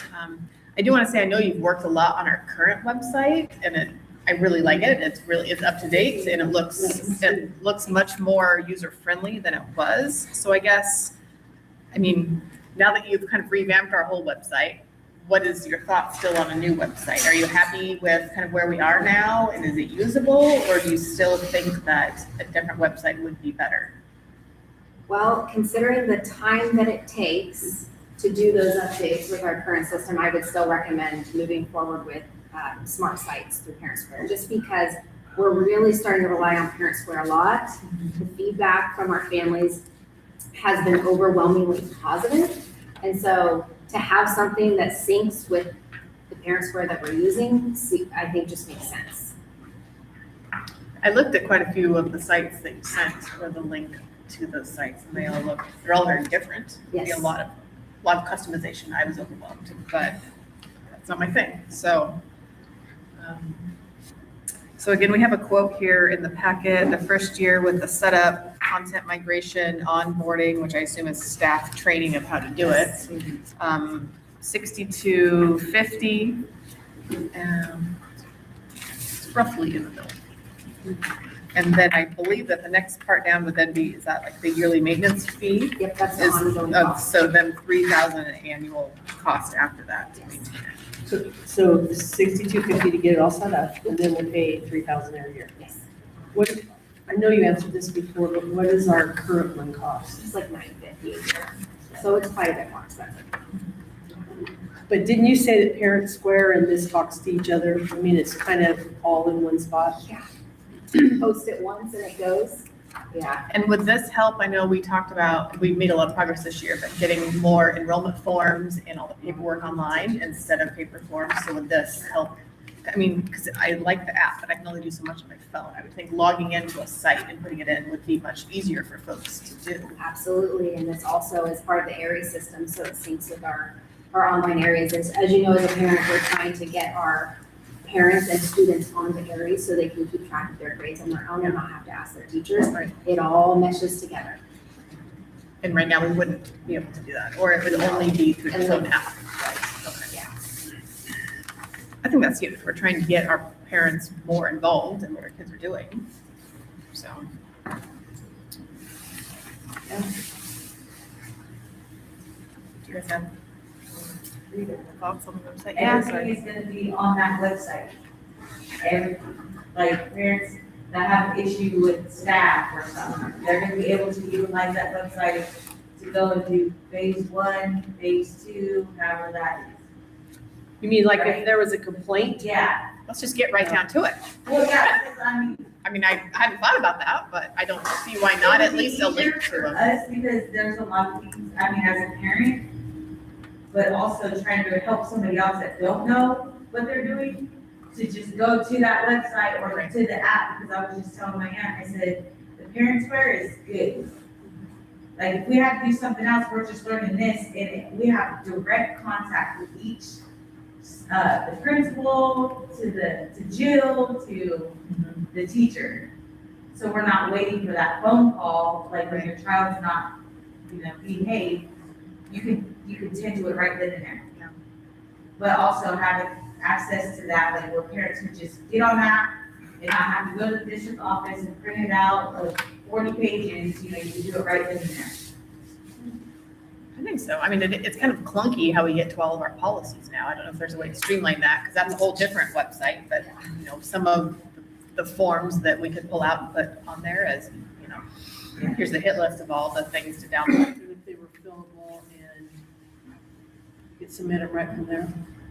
Ridiculous. Yeah, yeah, This is the step in that. I think so. There's another. Oh, sorry, I'm not looking. Yes, Kyle. I appreciate your guys' fiscal, with making sure that you guys are being fiscally responsible. I really do think that if it talks with Parents Square, I think that's a huge asset to the district. And I would also, reach out to see if they could digitize those forms as a part of, because I know doing that can be time consuming, so if you can hand that over to, if that's a part of their bidding, or if you need a quote for that, like what would it cost to include them digitizing all of our forms that we currently have, so that it is easier for parents, especially those that, I know like a lot of parents out in Brightstone don't actually have computers, they might be doing their mobile devices, so ensuring that those things are kind of structured to be used on mobile devices as well, not just the desktop computer or laptop, because I think that would be very helpful. But I do agree, I really like Parents Square, like even as a community organization, we're able to see what's happening in the district because of Parents Square. And I think we're slowly starting to outreach to the tribal community on how to actually use it. So I think the more integration of it is a very positive thing.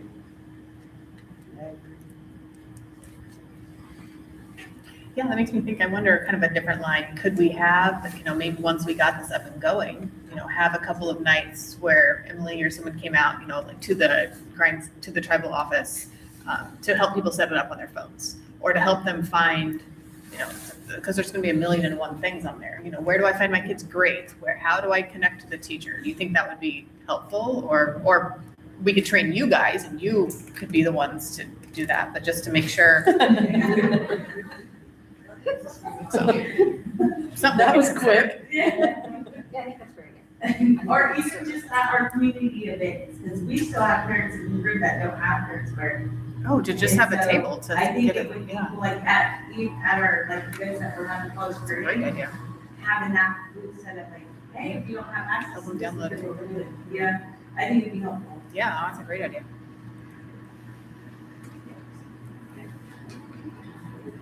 Well, I'll make a motion that we approve moving forward with a new website for the Aries platform. I'll second it. A motion by Rita, second by Delana, to move forward with a new website. All those in favor say aye. Aye. Do you need any other guidance from us? It's all, we already have it spec'd out. So- Okay, perfect. All right. We will move into new business. Maybe we could take a 5-minute break while we're getting set up for the presentation. And you get a My foot needs a chair. Yeah, in front with you. Sweet. I'm too old to be sitting on these middle chairs.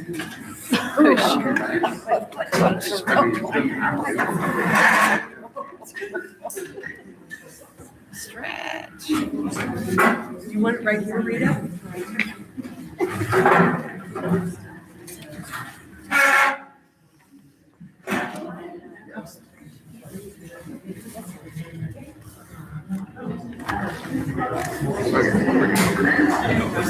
I got it.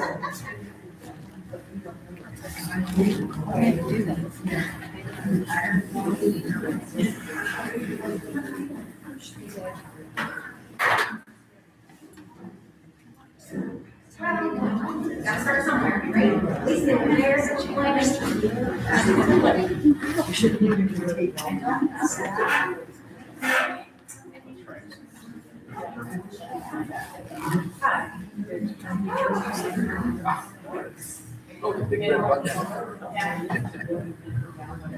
Who's that? It certainly does not.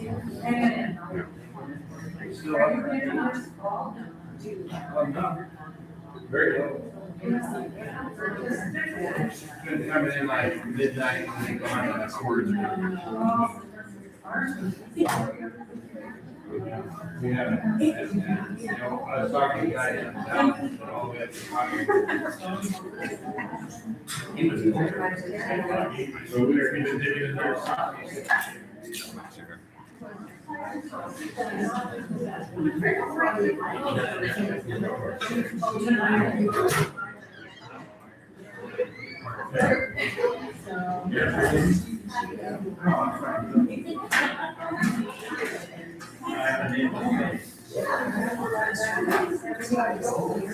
I had a long conversation with John.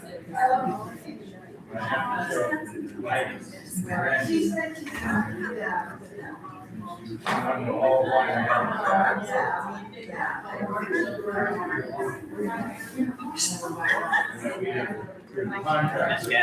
Hi. How are you? Hanging in there. Thank you. I appreciate it.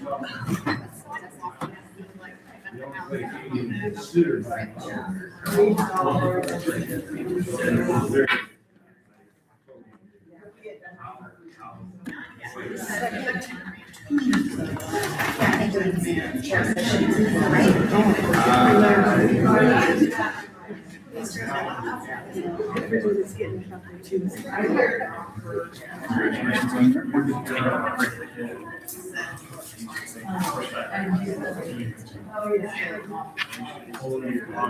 Might did the same thing. Was under pressure.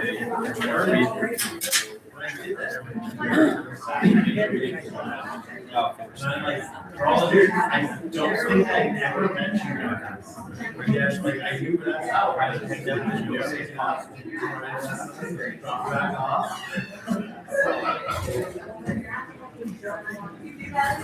Yeah. I know.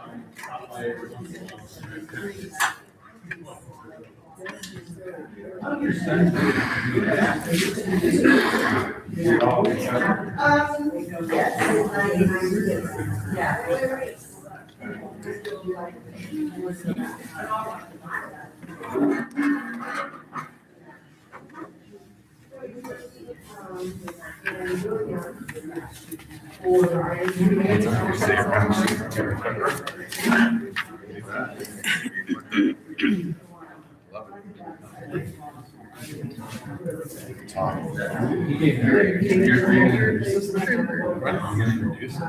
I don't know who you guys are.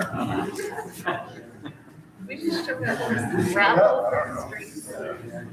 I don't know how many years ago.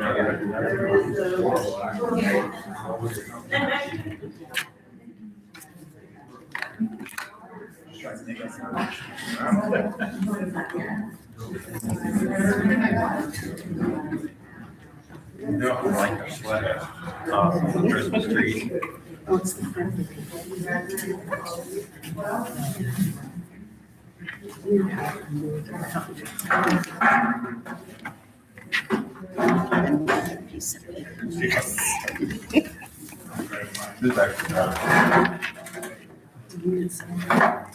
No, it's unprofessional to take every. No, but you want to switch sides so they sit this way? No, we just.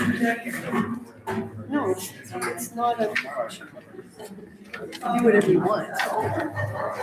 No, I think that'll be.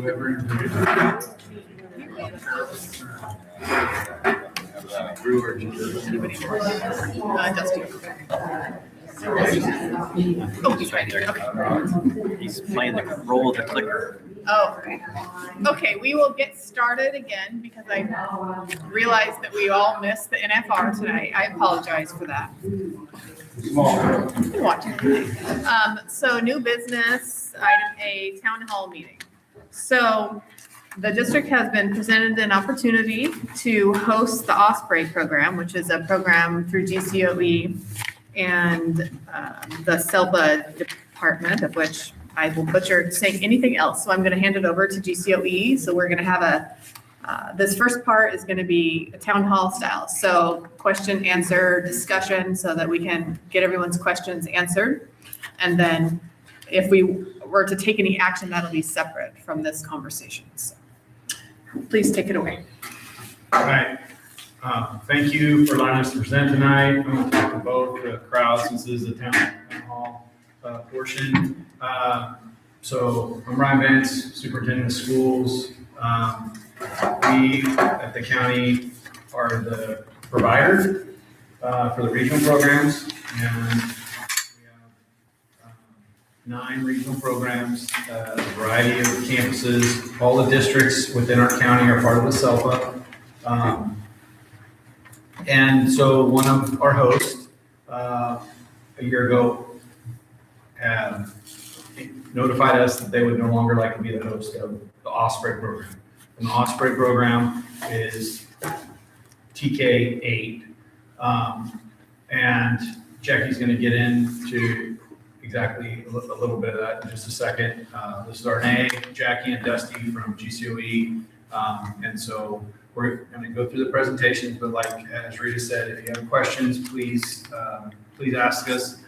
Throughout the SELPA, it's every superintendent holds a seat on the SELPA. And so as a group, we're here to support the regional students, which are the highest need students in our county. So.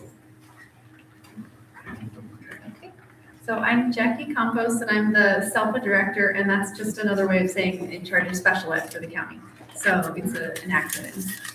And so I've been with GCOE for 18 years, and I am really excited to kind of present this opportunity to this community. And we did a study session last week, and I just left there feeling like my heart full, and that there are people out there who really care about kids. And so the Osprey program is a tier 3 program. It's for students who have intense behavioral and emotional needs. And so they're kiddos who have really tried hard in their current district, and they haven't been able to be successful for a variety of reasons. And so then they're referred to this program, and this program has a lot of really enhanced services. So we have a teacher, we have instructional aides, we also have a mental health clinician who's there daily. And then we also have a school psychologist that's involved, and then we have a program specialist that is his own principal for the program. And then we also have behavior support specialists that come in, and then we have other services as needed. Sometimes students need occupational therapists and things like that. So we currently have 6 kiddos, and all of those people are there supporting them. So our mission, and we have permission for these pictures, is to provide our most needy students with the most comprehensive services so that they can be successful and that they can grow. And you know, the thing about our kiddos in Osprey is that these are kids who are going to get diplomas. Yes, they have special education services, but these are children who are going to go out in the community. They're going to get jobs. They're going to get a diploma. Some are going to go to college. Some of our students end up going to the Eagle program at Willows High School. Currently, we have 2 that are on the football team. So these are kids who are capable with the right supports. And so we are looking for somewhere that can support these kids. Our vision is to partner with a district who would be welcoming and a community who would be open to our students with compassionate teachers and a community that is understanding where they can thrive and be supported and be accepted and find belonging. These are just to kind of give you, so you can see like the real people who support the program. So Tom Cox is the program specialist. Next to that is Amanda Cano. She's the school psychologist. Then Brittany Trouton, she's the mental health clinician. There's another clinician that serves the school, Jasmine Buck. So this would be in addition to that, so it doesn't pull any services from your students. And then we also have a behavior support specialist. That's Andrea Santos. And then Ashley Nehus is also a behavior person. So these are the folks that are supporting Osprey. So these would be faces you would see if this was approved. Why Stony Creek? I can keep going. Yeah. Okay. Well, when we originally did this, Dusty had a voice. So it's basically within our county, there's 2 districts that we feel are kind of eligible to have TK8 campuses at one site. One being Hamilton, one being Stony.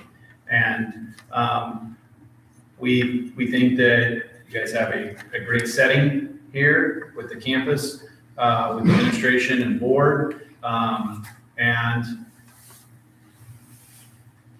the you guys have small class sizes. And so if these students, if the board was to approve this tonight, it'd be an opportunity to add resources to this campus at no cost. So additional, when students go into a mainstream classroom, which they will for part of the day, someone's going to go in there. And so that someone, that paraprofessional or one of our staff members, is not only going to help the student they're in there with, they're gonna help all students. And so, for example, it might not just be one student that they go in, it might be 2 or 3 students that they go into a classroom with, but it's like I said, it's like adding another paraprofessional to that whole classroom.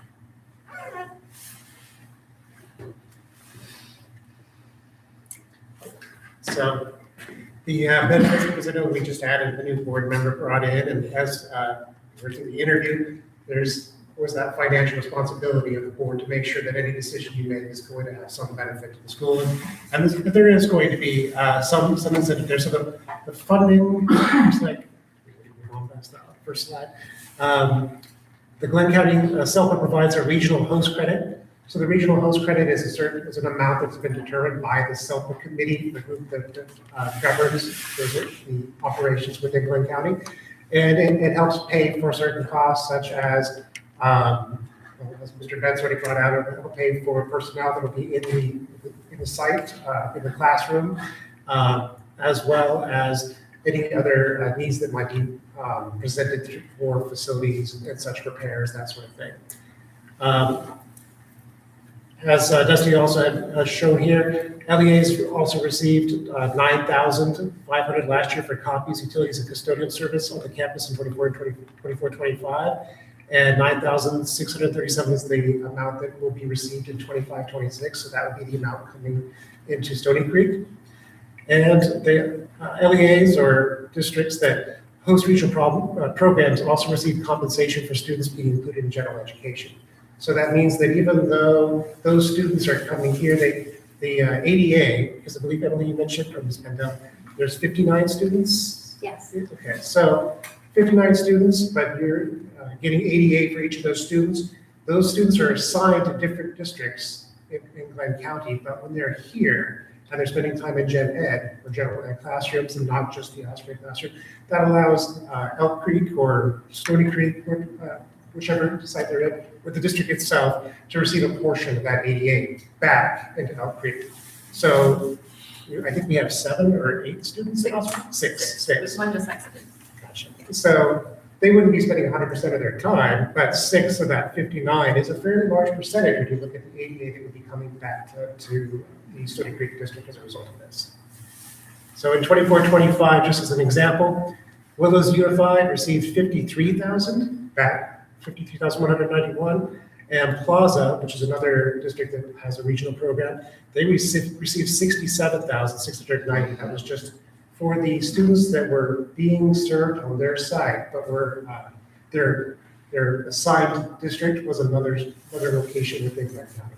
So those are fairly nice numbers to have in your back pocket. And Arne Stanfield is our senior fiscal specialist, and he is the person in the special ed department who does all the numbers. I should have started with that. I apologize. Thank you, Arne.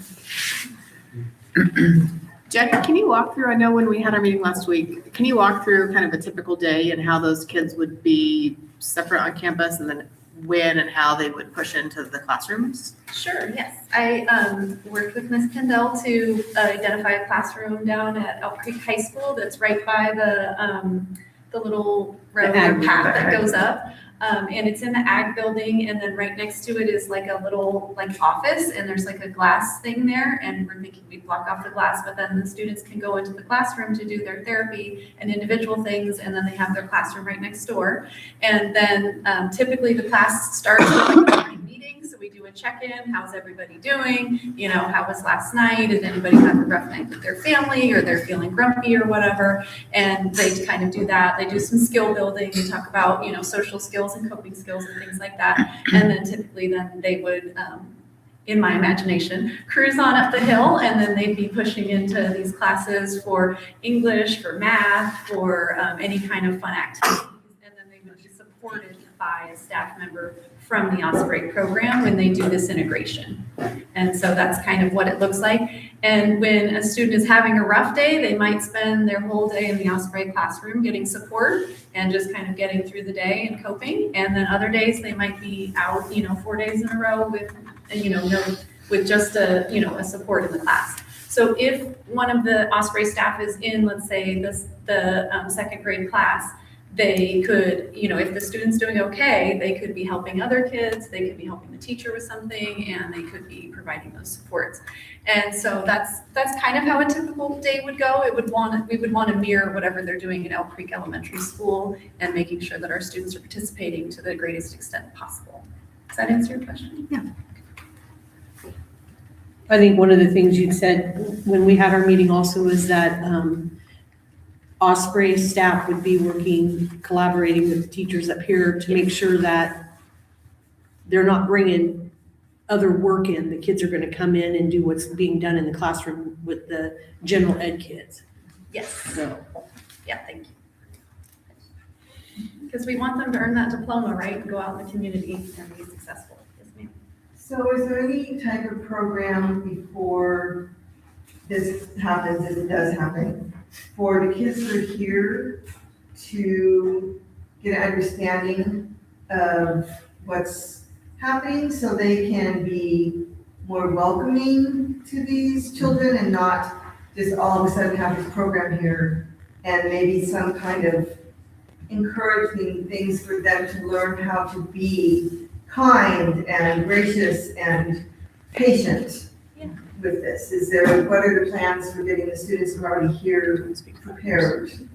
I think that's a really good question, and something that I think it would be important for us to meet with the staff and the students and do some disability awareness and a little bit of especially understanding invisible disabilities, because I think people are really compassionate when they see someone with a physical disability, but when it's a student who has something going on, with the way they process information or the way they learn, it's really hard for people to understand that. And so I think it would be important to do some awareness activities and age appropriate. Obviously what we would do with the littles would be different than the middle school activities, but I think that's a really great idea and something that we should do for staff and students. Yeah, I would hate to have these 6 children come in and just be, because you know how kids can be. We all know how kids can be, right?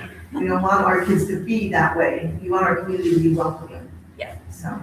well, and they would start the beginning of the school year altogether too, which it wouldn't be until next year. Yeah, right, that makes So for clarification, we're talking about 26, 27 school.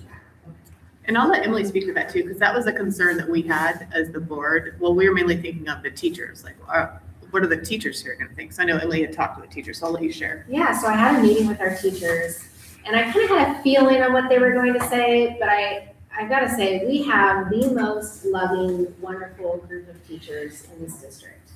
I met with them and I pitched this idea because I wanted to see how would they feel, what would it be like for them, and bringing new kids into the classroom and new adults, new faces. And our teachers are just wonderful. They said, of course we want these kids. Of course we want to help these kids. And I love that you brought up training for students, but also for staff too, because my teacher said the same thing. They would like preemptively this spring, before these students join us in the fall, to have more staff training so that they can make sure they're prepared to be their best selves to serve these students, and also to bring in some sort of training for the students as well about disability awareness and things like that. So I love the way you're thinking. My teachers are totally on board, and they're excited for this potential opportunity to add more kids to their classroom and be able to make an even bigger difference than they're already making. And I think to Kyle's point too, I think I hadn't even thought of that. It would be critical to have this new staff that's going to come up do some cultural awareness training. Because even though I don't think any of the current participants are Native students, those staff are going to be working with Native students when they come into the class to have it be as seamless integration as possible. It would also maybe be nice to have the students maybe learn something about the Native American population too, so that they can be also more ready to receive and meet other students. I would love that, if someone's willing to come to Willows.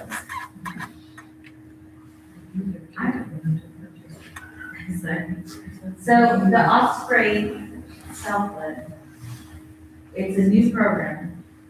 What about these kids that are currently on IEPs, right? Are they considered to be eligible for this Osprey program that you guys are bringing in? And then And then another question on top of that is there gonna be more staff coming in? Because I work with the behavioral health and if they're stretched. And so and I see a couple faces on there that I work with. And so is it gonna be more stretched for them to do that? Or are you guys hiring more whatever So professionals to come in? this program already exists at Willows Intermediate School. Okay. It's already staffed.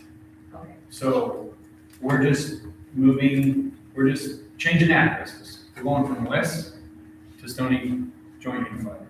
So it's staffing, it's gonna double this, yeah, Okay. so in terms of, it's not gonna affect any of the staffing and the mild mod. Because you are correct, IEPs can be from very mild disability to more extreme, and that's why these are the tier 3. So that's the spectrum we're looking at. Okay. And so a student that's on what we would consider a general IEP, like for speech or a minor learning disability, we're not gonna take any resources from there and go over here. This is a program where, like I said, just the easiest way to think about it is we're changing addresses. We're going from Willows to Elk Creek. Another thing, because I know we've talked a lot about more resources in the classroom to serve our students here. So one of the reasons I love this opportunity is because what we see up here is that we struggle to get the resources we need, right? I have a student that needs something, I call down to behavioral health, I need help now. Sorry, we don't have anybody to send up there to you. By having Osprey on our campus, we have more specialized adults on campus that not only will work with the Osprey kids, but are also here and available. I was Should we missing have that something? part. I was missing that part, that Yeah. staff here. Yes, they'll be Okay. staffed here. Alright. And they're GCOE employees, so that's great. Yeah. And when they push into the general ed classroom, when they go into Mrs. Voigt's classroom, that's just more adults in the classroom. We're not taking away from the adults we currently have, we're adding. And the Osprey staff will not only work with the Osprey kids, but will work with our students too.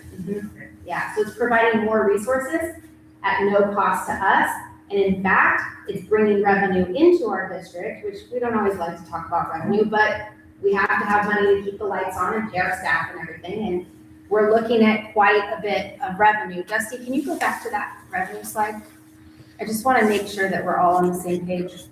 That the revenue that comes in is a regional host credit, which generally is about $30,000 just for hosting. Approximately $9,500 for copies and materials and supplies and things. And then on top of that, $40,000, then we get the money for having the Osprey students push into our general ed classroom. So that money stacks.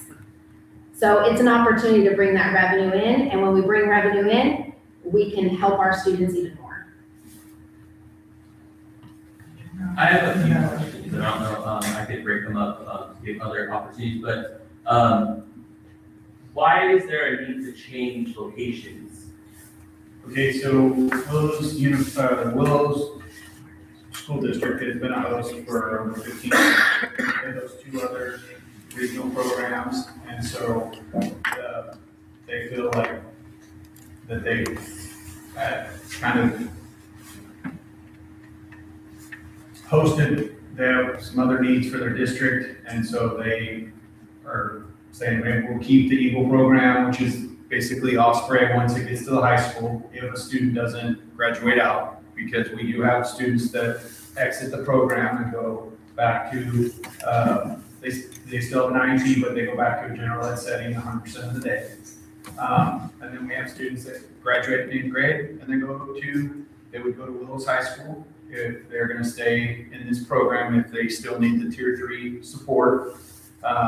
So they would go there. And then Willows also has the high school program, another one of our regional programs. And I'll let Jackie talk a little bit more about that. Yeah, so they're hosting our extensive support needs program. That's for students with intellectual disabilities and autism and things like that at the high school. And then they also have Eagle. So I think they're kind of like, we're doing our share. Somebody else can take this on. And as I went back to the SELPA, where there's a superintendent from each district. So we have a preschool that Child and Family Services operates, and then Capay hosts two regional programs. Plaza hosts a program. Willows is currently hosting 3, so they'd like to go down to 2, and then Orland Unified hosts the adult transition. So, and they have 2 classrooms there. So, Are you aware how many fairly recognized tribes in Glenn County? Are you aware how many fairly recognized tribes are in Glenn County? I'm only aware of Grindstone. Okay.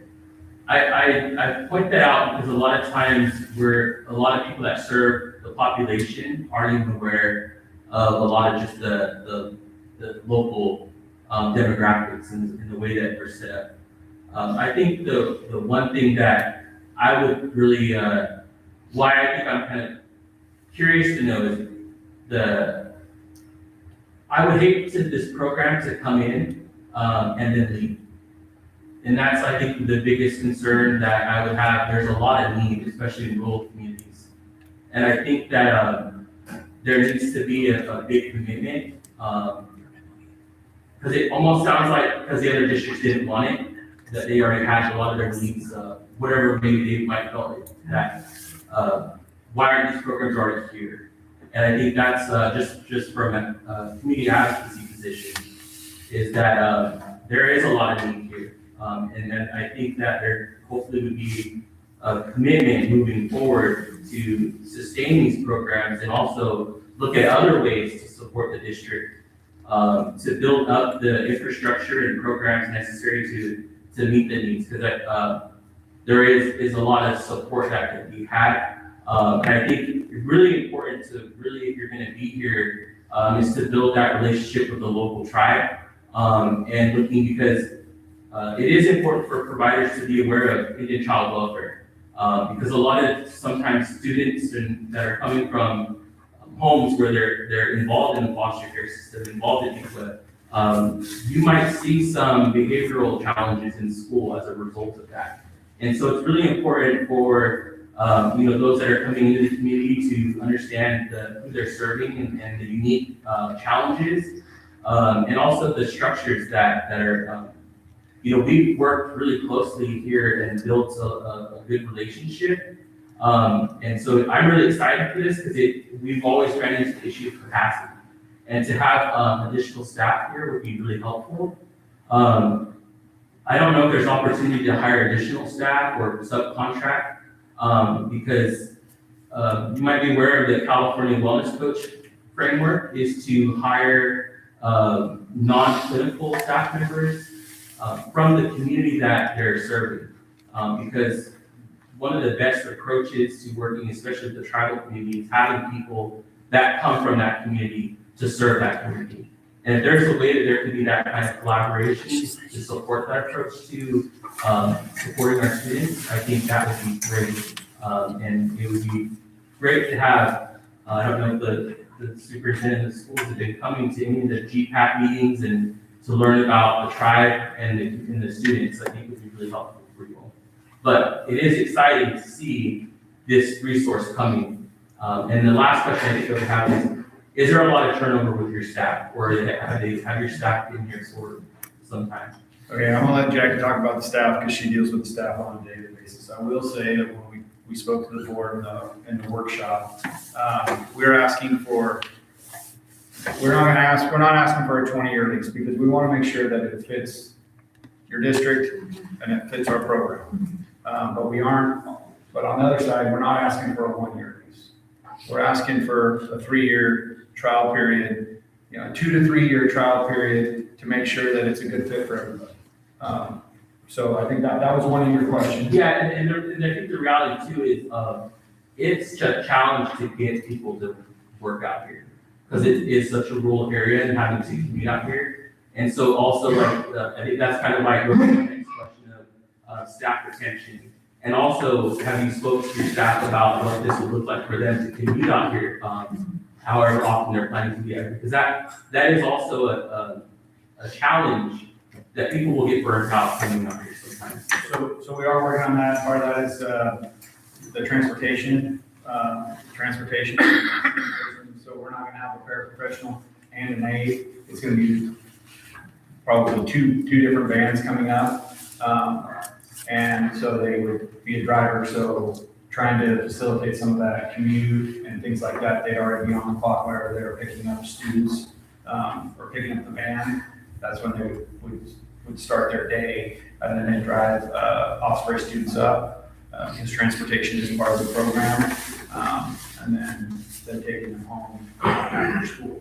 So, that is, and I know that, travel was one of the questions. We have other students that are on a bus longer than it takes to get from Willows to Elk Creek or Orland to Elk Creek. So while it is a little bit of a jaunt, we currently have students that it's a long ride from South Willows to Capay Elementary or Plaza Elementary. Or to Orland to the adult transition. So we already have students that have, unfortunately, long transit time.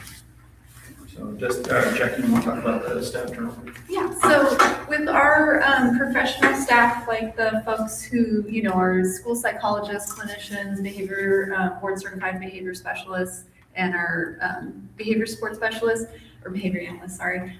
Those folks are usually willing and able to go, they're paid at a higher rate, they get mileage, all of that stuff. So I'm very confident that these will be the faces that will be on your campus, and they love those kids and they're committed to the program. When it comes to our aides, that is a concern and something that we've tried to figure out, how can we incentivize it? We have some internal pieces. In terms of presenting this to staff, we haven't done that yet because it felt premature. If we're not going to move, there's no reason to rile people up, right? A lot of them have kids in the district in Willows of our paraprofessionals. And so, we're going to have to do some wheeling and dealing for that piece. So that is something that we're concerned about as well. But it could also be an opportunity for someone in this community to apply for the job. They'd be hired through Glenn County Office of Ed, and they could work in their own community. And so it could end up being a job opportunity too for folks who live here.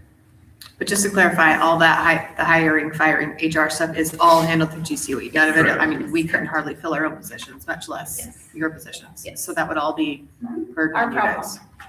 Yes. Well, just to push on that is, if there is a way to integrate the grandson parent advisory committee into that process, I know that if there's a way to provide some, maybe they sit on an interview panel, or if that were the case, because that is something that, we advocate for, is to have some representation on this, who might be good candidates, to get some feedback from the local community would be really helpful, or I think important. Since this district is so small, how many students are you talking about bringing out? Currently 6, and we could go up to 10, maybe 12 if things got crazy, but Some of 10. these classes are small, so if you impact it very much, it'll make a big difference. Yes. But with the 6, we're talking grade spans, what's our youngest student right now? 3rd. 3rd through 8th. So we're not talking about like bringing 5 second graders to impact the second grade, We have class. a 3rd, a 4th, a 6th, and 3 8th graders right now, and we have a 3rd grader coming to the program, and 1 just left. And so the 8th graders will be done this year, They'll go to Eagle next year, yeah. go to Eagle next year. How long have you guys, you probably already told the other folks, but how long has this program been going? So Osprey's been at WIS, at Willows Intermediate, for over 15 years, and before that, it was at Learning Center South, which is the GCOE building, and then before that, it was like a portable, so it was here when I started at GCOE in 2007. And you have percentages, success rates of the students that went through? We do have graduation rates for this population of students, like high school graduation. And then annually, our EARNS team presents to the SELPA board kids' progress on goals. And then they have a couple of screeners. They have the CANs, and then they have the risk resiliency. And they show the students measures as they do that annually to see, are they improving in their coping skills? Are they decreasing their at-risk behaviors? And they report on that to SELPA each year. I think we did it in October this year. One of the things I liked is that the paraprofessionals that are coming in with the Osprey program that are going to be going with the kids that are pushed into the classroom are trained in dealing with these sorts of kids. And we probably have these sorts of kids already in our general population here. And with the instructional aides or paraprofessionals coming in, they could even help our paraprofessionals or instructional aides, whatever title you want to put them under. They're going to learn, there's a way for our folks to learn from these folks. And there's a way for these folks to help our folks help our kids. I mean, I think personally, I was all for it. I mean, I think these aren't severely emotionally disabled or disturbed children. They are kids that are naughty sometimes. And one of the things is they may throw around the F word, such as life. But I do think it's a win-win for here. I really do. Can you talk a little bit about what behaviors might be seen in the classroom? And I think, yes, I agree. I think that we probably already see some of the students here that maybe we're not serving to the best of our ability because we don't have the resources. So what type of challenges I guess they wouldn't, if they're having a bad day, they wouldn't be up here. But what might it look like if they're having a bad day in their classroom? Yeah, so typically what we have with the children in Osprey is that they maintain out in the world, and then when they get in their little safe place in their classroom, that's kind of where they save their meltdowns for. And so, it can be table flipping, chair, throwing, it can be, cursing very creatively, it can be, getting in each other's faces, it can be, sometimes it's been hands-on fights, but, with the staff to break it up really quickly. So, but that's all within the Osprey classroom. So typically, like if they're starting to have some trouble out, it's like, nope, let's head on back to home base and let's, do this, like, how you like argue with your family in private, non-public, it's the same kind of thing, right? So but I'm not trying to sugarcoat anything. They're challenging kiddos, and that's why they're in the program, but with the right supports, they can be successful. But also you have 6 kids right now with 4 staff. Yes. When there's not the other folks coming in. Yes, yeah. Where the 6 students are from different districts? Correct. It's a regional program because we don't have enough resources to have this kind of program in every district. So we bring all the kids together. And none of the students are already from this district on that program? Correct. We have had students from Stony Creek before in our programs. Oh. Yeah, we just currently don't, because it's always changing. Like as kids build skills, then they go back to their district, and then someone else is having a hard time and they come in. And that's the whole point, right? We want them to build skills and grow.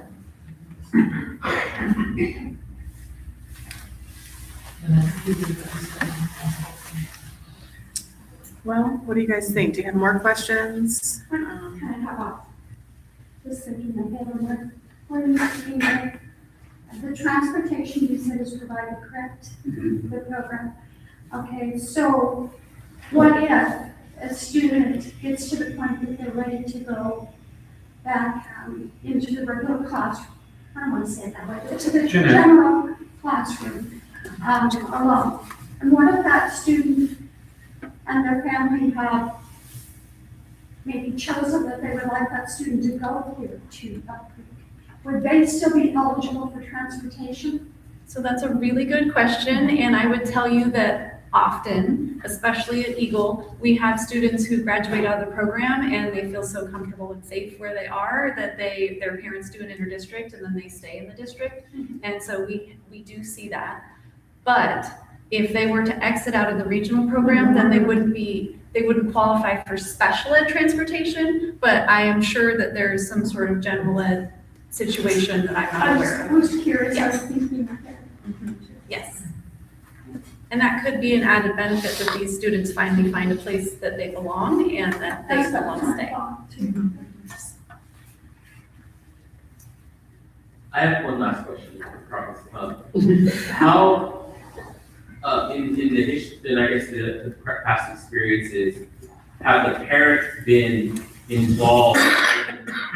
I'm just wondering if that, the parents are gonna be calling the office and asking for that. So there might be, historically, has there been a more impact to the staff as far as providing support to the students, or how is that handled? Because I'm just wondering, because we already have a small district office, and if we have parents that are maybe more involved in their students' education, that there might be more communication that has to happen with our principal, with that parent. Like, historically, has that been an issue?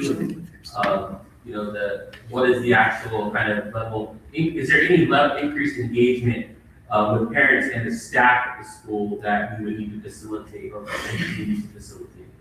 Yeah, I'll answer it in two ways. So one, Tom Cox is the program specialist. And so what that means right now is he comes to some IEPs and, you know, he just kind of helps special ed. But when it comes to Osprey, he is the principal of that program. So he is in contact with those families, usually weekly, sometimes daily. And he is that person. He's the person who does the suspensions. He's the person who does, you know, the discipline issues. He's the one who comes flying up the hill if there's something going on. Like, he's that person, and that's his role. And then Emily would be kind of like the host school. And so, you know, making sure that parents are informed about the Christmas program, or that they're part of Parent Square, that they're part of Aries, that kind of thing.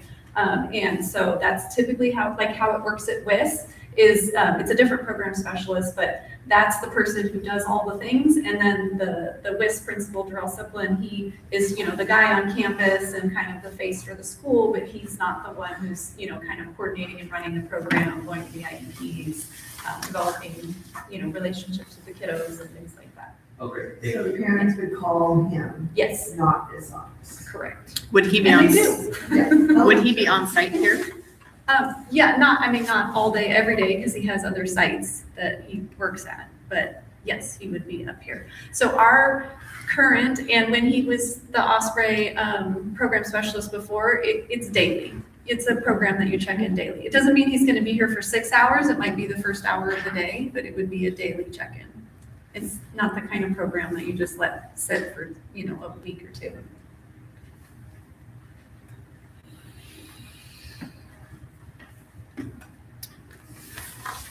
Other questions, thoughts? I mean, I guess I would, you know, it's gonna be a big burden on you to organize this and make it all work. So what's your feeling in general as far as how it's gonna impact the district, and is it worth any potential hassle that could bring?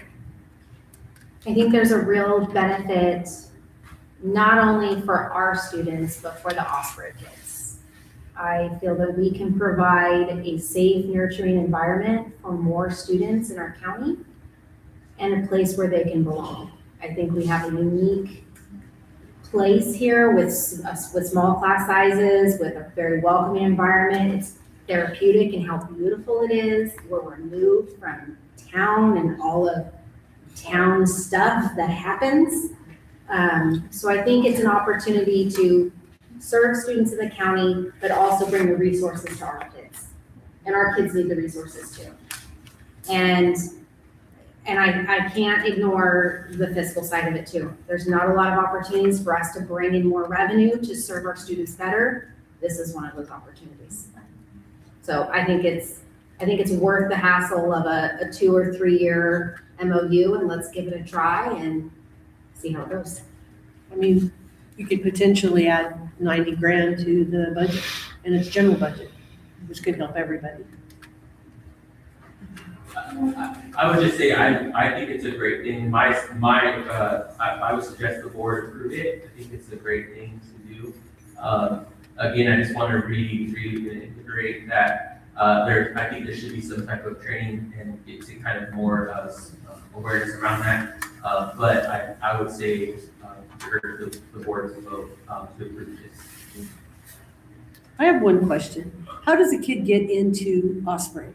Is that through an IEP? That's a really, really good question, but I'll let Jackie elaborate on it. It's a longer process than just an IEP. Yeah, so they're on an IEP, and it's outlined in these whole guidelines that we have that are on the cell phone page if you're ever interested and have some downtime.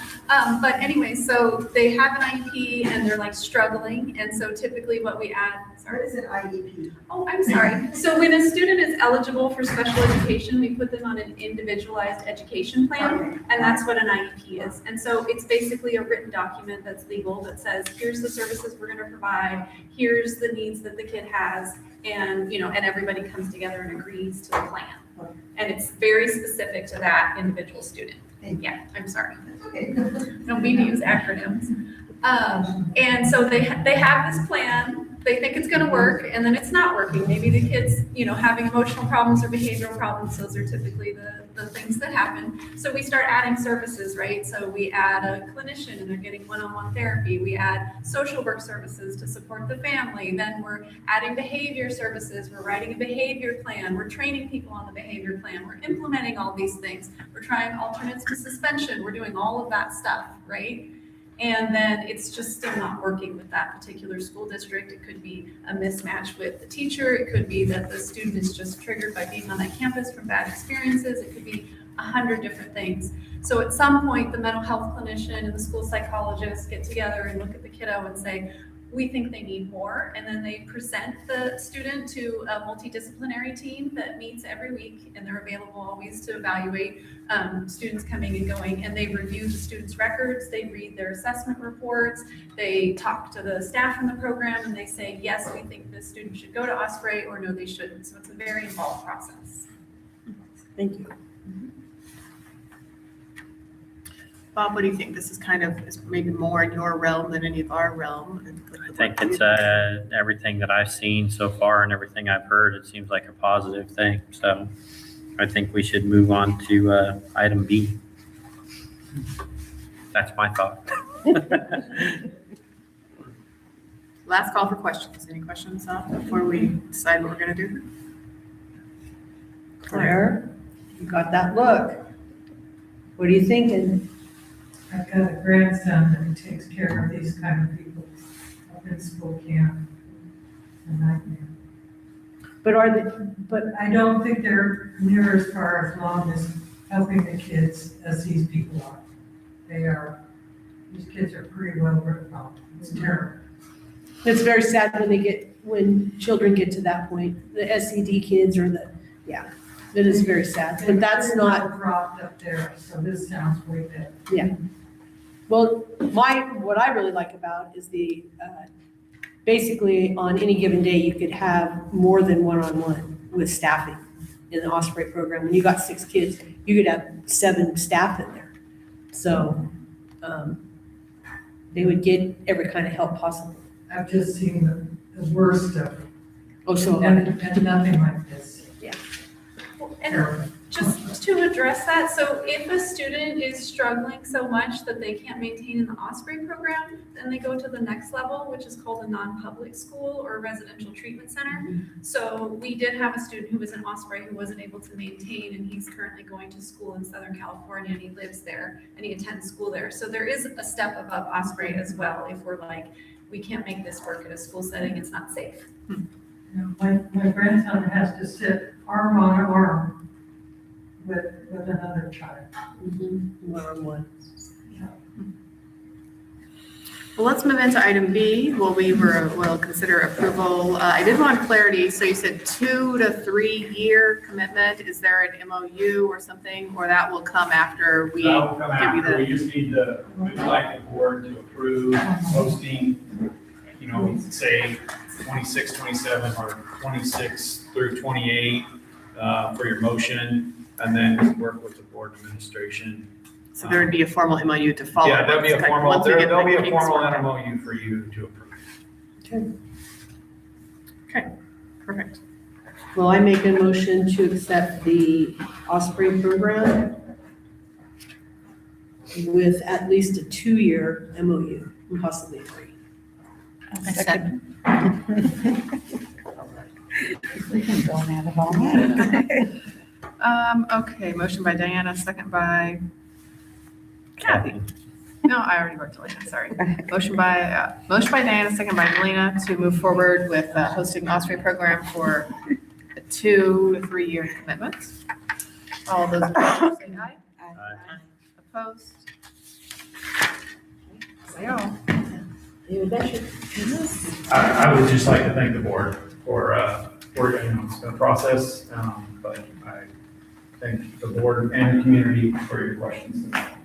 Well, I had some reservations, and I think that, in the past, there may have been situations where Stony Creek has just, shoved them up there. But I don't get the feeling that, everyone wants to set these kids up for success and set your staff up for success. So I think that it's gonna work. We want to come here because of the campus and administration. Perfect. Thank you for having the trust in us to give it a shot, because these are important. There might not be a lot of these kids, but they're important, and they're gonna have an impact as adults someday. You just gotta save one. All right. On to item C, the first interim report in sign language. No? My sign language, yes. I'm just letting them go if they would like to leave.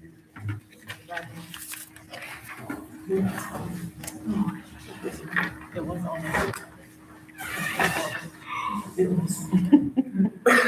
I'm saving my voice for this, so. First off, welcome to the new board member. Appreciate your being here and participating with us. Normally, I would go through the SATS forms with a new person coming to the board, but I'm not feeling like I can do that at this point, so I'm just gonna go through the PowerPoint. We'll get that the next And the link to the board meeting as well, just to save time, because I don't want to put everybody to sleep with that, so I'll hit the highlights. So, the first interim report, this is the first time we're looking at the school budget for the current year after the budget was adopted back in June. It takes into consideration actuals that have hit the budget through October 31st. It's reviewed by you, the governing board, the county superintendent, who happen to be just here, as well as the superintendent of public instruction, the state controller.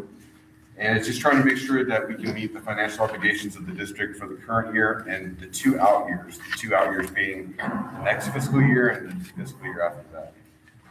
And again, our fiscal year runs July 1st through June 30th. So we're doing a comparison right now. We're looking at where we're at in June and where are we at now. That beginning fund balance, that is only in Fund 1.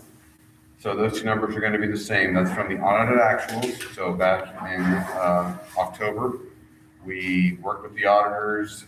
We figured out what the ending fund balance was from the 24-25 year, and that's the beginning balance that's here. Budget adoption, we didn't have that, so if you looked at the budget, it would look a little bit different. The number's a little bit better here, which is a good thing. If you look at LCFF, the majority of the district's funding comes from LCFF funding, and so that would be the local control funding formula.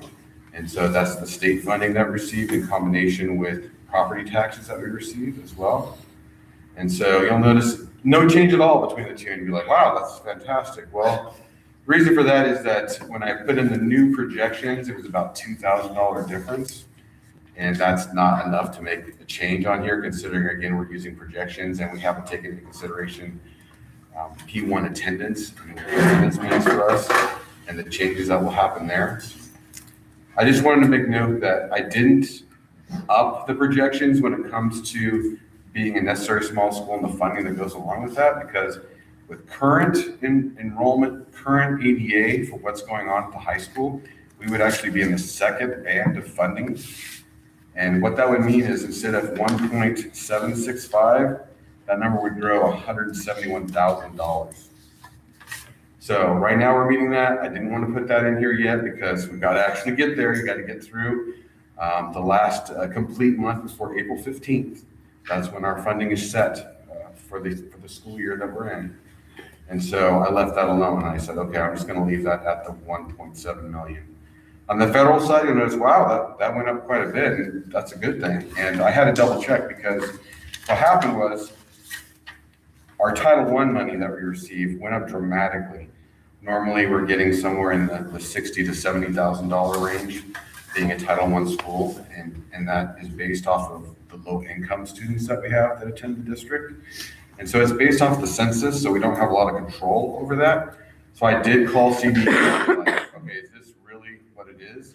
And it is. It's actually 118,000. I'm sorry, I got the wrong number here. No, it is $118,000 more than what we normally get. And so that's quite dramatic than where we're at before. Also impact aid. So when it comes to the students that live on the reservation that we don't collect property taxes on, we actually get money from the federal government because of that. And that actually is coming in higher than we originally anticipated as well. So those two things are the major changes from where we're at budget adoption to first interim to help that federal number get higher, when in fact a lot of districts are reducing that number because federal funding is being cut in a lot of areas. Luckily not in the areas that this district currently has. We talked a little bit about SRS funding or Forest Reserve funding being reenacted, which is fantastic for the district.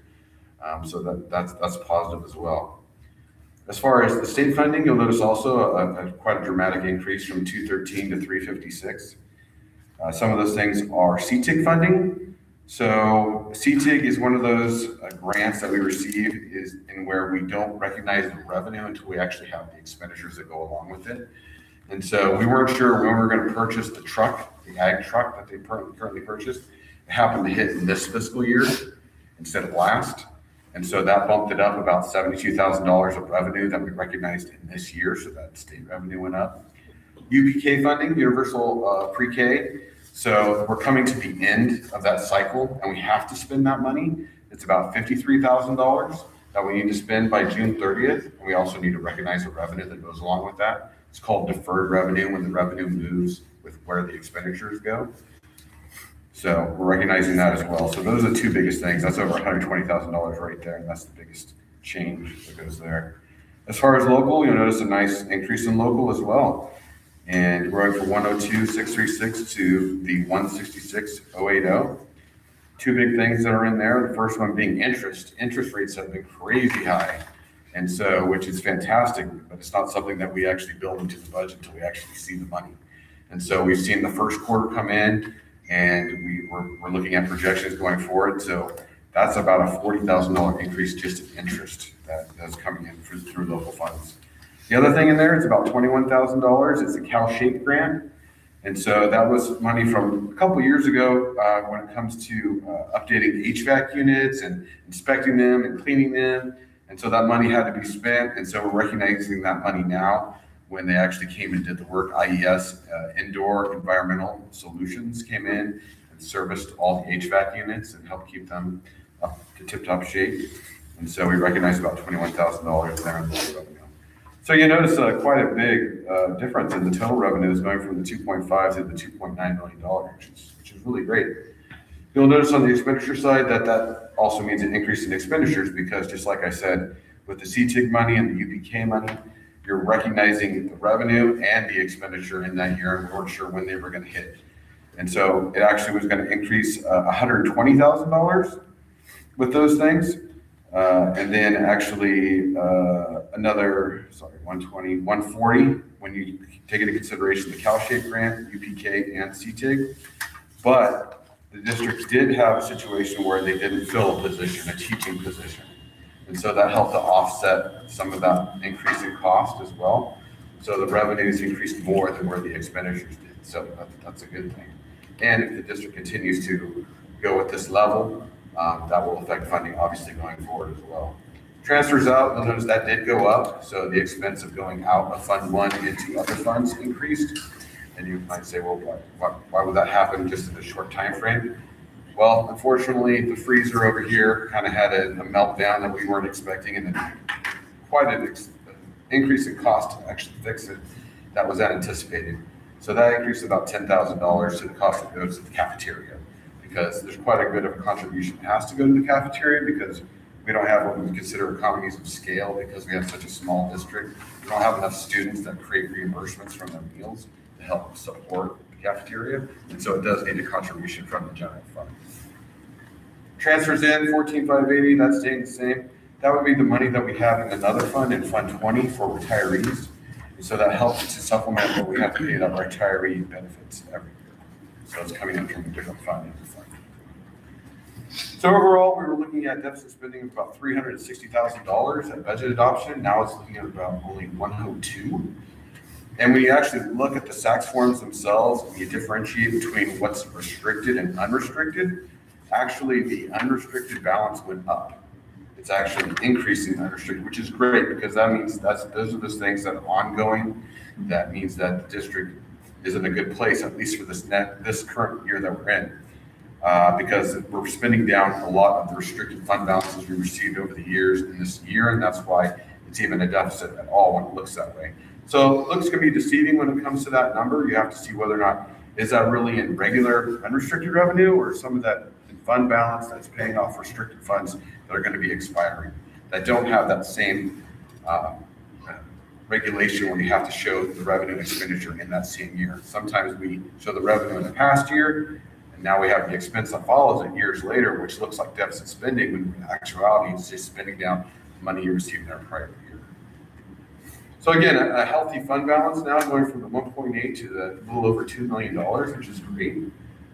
Then we're going to look at that. So this first column here is just from that last page, the current year that we're in, first interim, and then projecting out for the next 2 years. You'll notice the LCFF funding kind of flat in there, actually going down a little bit in 26, 27, and then starting to go back in 27, 28. Again, that's with using just the projections we still had at budget adoption, because we don't have all the attendance numbers that we need to do a better job of projecting that. But it's also not taking into consideration that the district is meeting that second band of funding. So that money, when I talk about the increase of $171,000, if they meet that 19.588 at the high school, it would be $170,000 for this year and an additional $170,000 for next year, even if they don't meet that next year, that 19.588. So when it comes to P2, when we get closer to that date and that number, we'll have a better idea if we really think we're going to meet that number. And we can actually put it into the budget if it looks like we're going to meet that. You'll notice between the federal funding going down, so this is because we're no longer getting CSI money. So we spent down the CSI money. The district no longer qualifies for CSI. It's comprehensive school improvement. It's really what's been helping to fund the reading intervention specialists that the district has been receiving the benefit of for the last several years. And so that's going away. So that federal revenue is going down quite a bit when it comes to that. I also took it down because of the Title I being so high and so dramatically high that I was a little worried that it's not going to stay at that level. So I reduced where I thought our projection would be for 26, 27, this would be a little bit more conservative.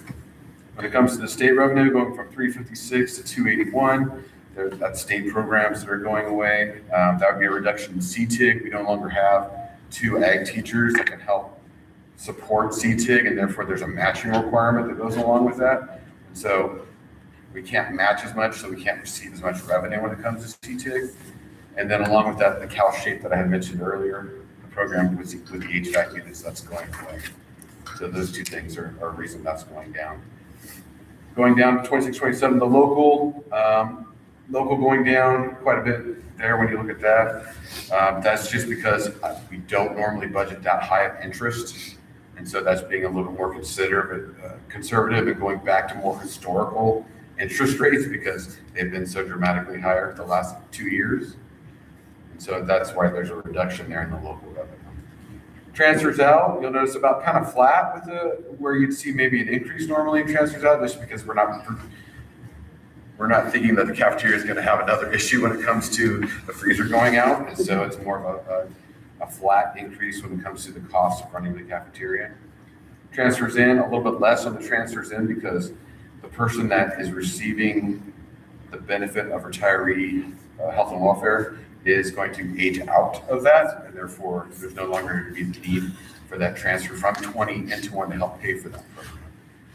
And overall with that, you're still only deficit spending about $168,000, with some of that also being on the restricted side. So really it's more like close to breaking even in the 26, 27 year. which is still far better than where we looked before at budget time. But then you get into 27, 28, things kind of take a turn a little bit, in that when you look at LCFF, not much of a difference, federal flat, state flat, local flat, expenditures just going up with normal expenditures, except for the fact that we no longer have some of these smaller grants we've been receiving to help supplement paying for the reading intervention specialist or paying for the counselor. When those funds expire, then they're going to hit the regular budget. So those are the two big ticket items that are making that dramatic change between 26, 27 and 27, 28. But again, this isn't taking into consideration, hopefully, the increase in ADA. That's going to help LCF funding not only for this year, but for next year as well. And then if they get it 26, 27, helping in 27, 28, which would be good going forward. And maintaining the same level of services that you're currently having. You're having a TOSA, you still have a TOSA, helping to pay that with the additional Title I funds that are coming in. And so there are some good things when it comes to looking at these projections, and that you still have, now you exceed to have an extra year to even make decisions when it comes to 27, 28. And you still have a healthy fund balance of 1.6 million when you get to the end of the 27, 28 year. Other district funds, I don't talk much about Fund 13 just because technically it has a negative balance because you have to transfer money in from 1 to 13. But Fund 20, what I talked about, what's in there to help pay for post-employment benefits, health and welfare for those that qualify for it. There's still at the end $43,000 available at the end of this fiscal year. And then Fund 40, this is a Resource Zero Fund 40. There's about $46,000 that can be committed to capital projects, any kind of big,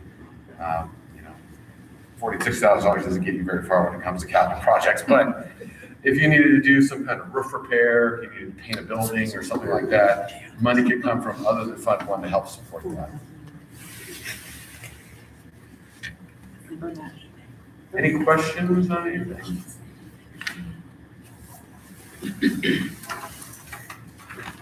Well, thank you. Yeah. This is much better than the last time you gave us. Oh, yes, much better. Yes, Title I really helped out quite a bit. We Interest appreciate helped out. that. Yes. And of course, we have the other extra position that we don't have in high school. So, not that it was extra, but. All right. Are we looking at filling that position? Not currently, no. Any questions? Anybody live out there? All right, I will entertain a motion to approve the first interim report. So moved. Second. Motion by Bob, second by Diana to approve the first interim report. All those in favor say aye. Aye. Opposed, motion carries. Item D, Small School District Association State Conference.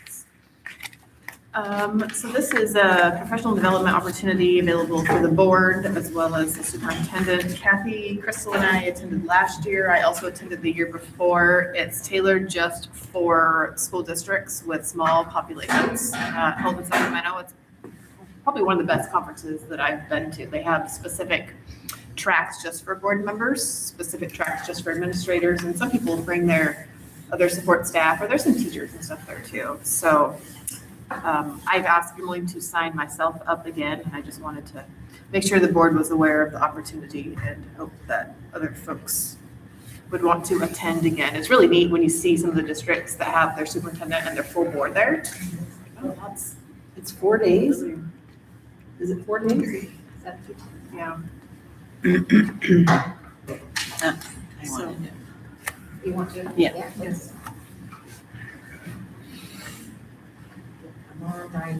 we gotta think about it.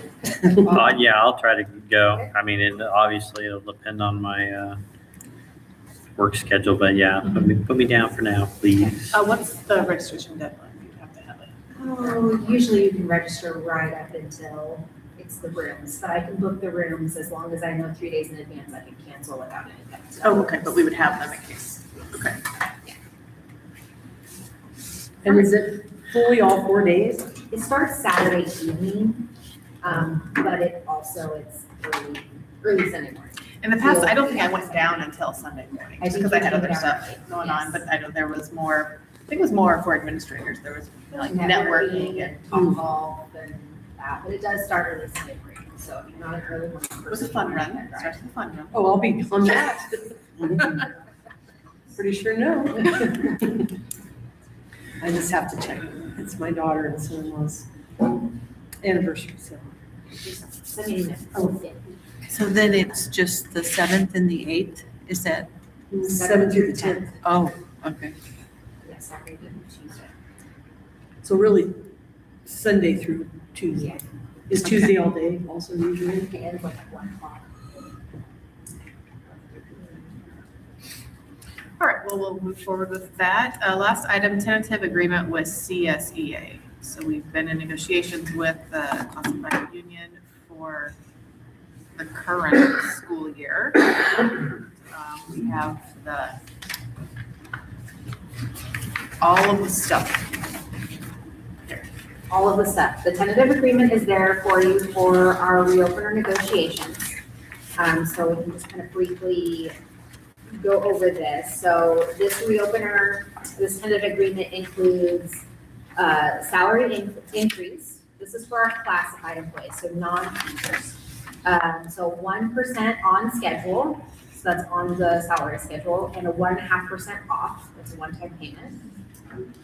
Also, an additional $703 added to their health and welfare benefits.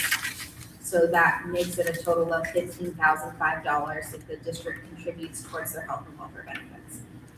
And then you'll see it says agreements on district rights, leave, safety conditions. And if you keep going, if you keep flipping your packet, you'll see all of the contract language and what's been changed and added. So a lot of this is basically updating to current law, especially adding in the piece around,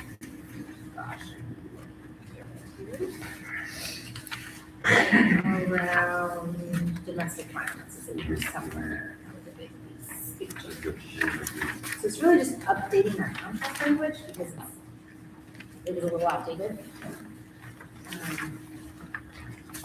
And then also a big addition is the video cameras. So we had previously negotiated with the union to add our security cameras around the district. Now we've negotiated to add cameras and GPS on district vehicles. So leave for victims of domestic violence on page 14, that's a new statutory requirement. Okay. I think it makes sense. And then also a notable piece is that we are still in the process of negotiating hours of employment and salaries. And we are meeting again on Friday to continue the conversation. It's going really well. It's been good conversations and we're getting a lot done.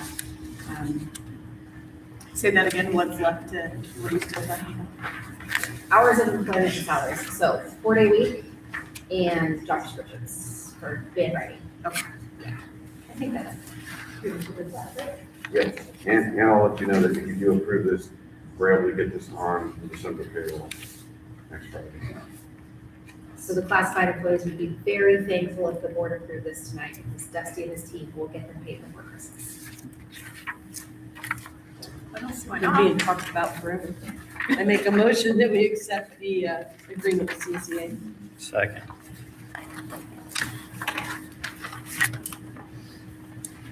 Motion by Diana, and second by Bob to accept this agreement with CCA. All those in favor say aye. Aye.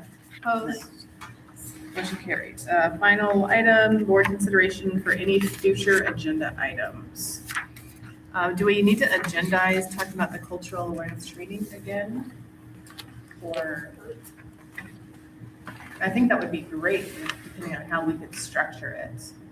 So Kanokatai, Kyle, who was here, the gentleman, they host the cultural awareness training. So Emily has had it here for the teachers, kind of an abbreviated version. And classified staff. Oh, for everybody, okay. Talked about having that for the board, and now I think that would be a perfect integration of bringing in the Osprey staff at the same time. Possibly open to the community, even depending on the cost, that would be kind of neat. If there, even a portion of it could be open to the community, too, we talked about that. Just the timing of how we would do it if we're gonna have, other school employees, and their schedules. If we want to collaborate with GCOE, we may need to give this a couple of months while GCOE is working on the details of moving officer here. Okay. So maybe we could look at doing a cultural awareness day, maybe like in April. I hate to say May, because you know how May is. But maybe in April, we could look at something like that in 23. So I don't know if it necessarily needs to be on the agenda again, it just came to mind because we talked about it today. How about I put it on my radar for future meeting, and I can work with Kyle and looking at our schedules. And costs. Any other items that the board desires to have on future agenda? Okay.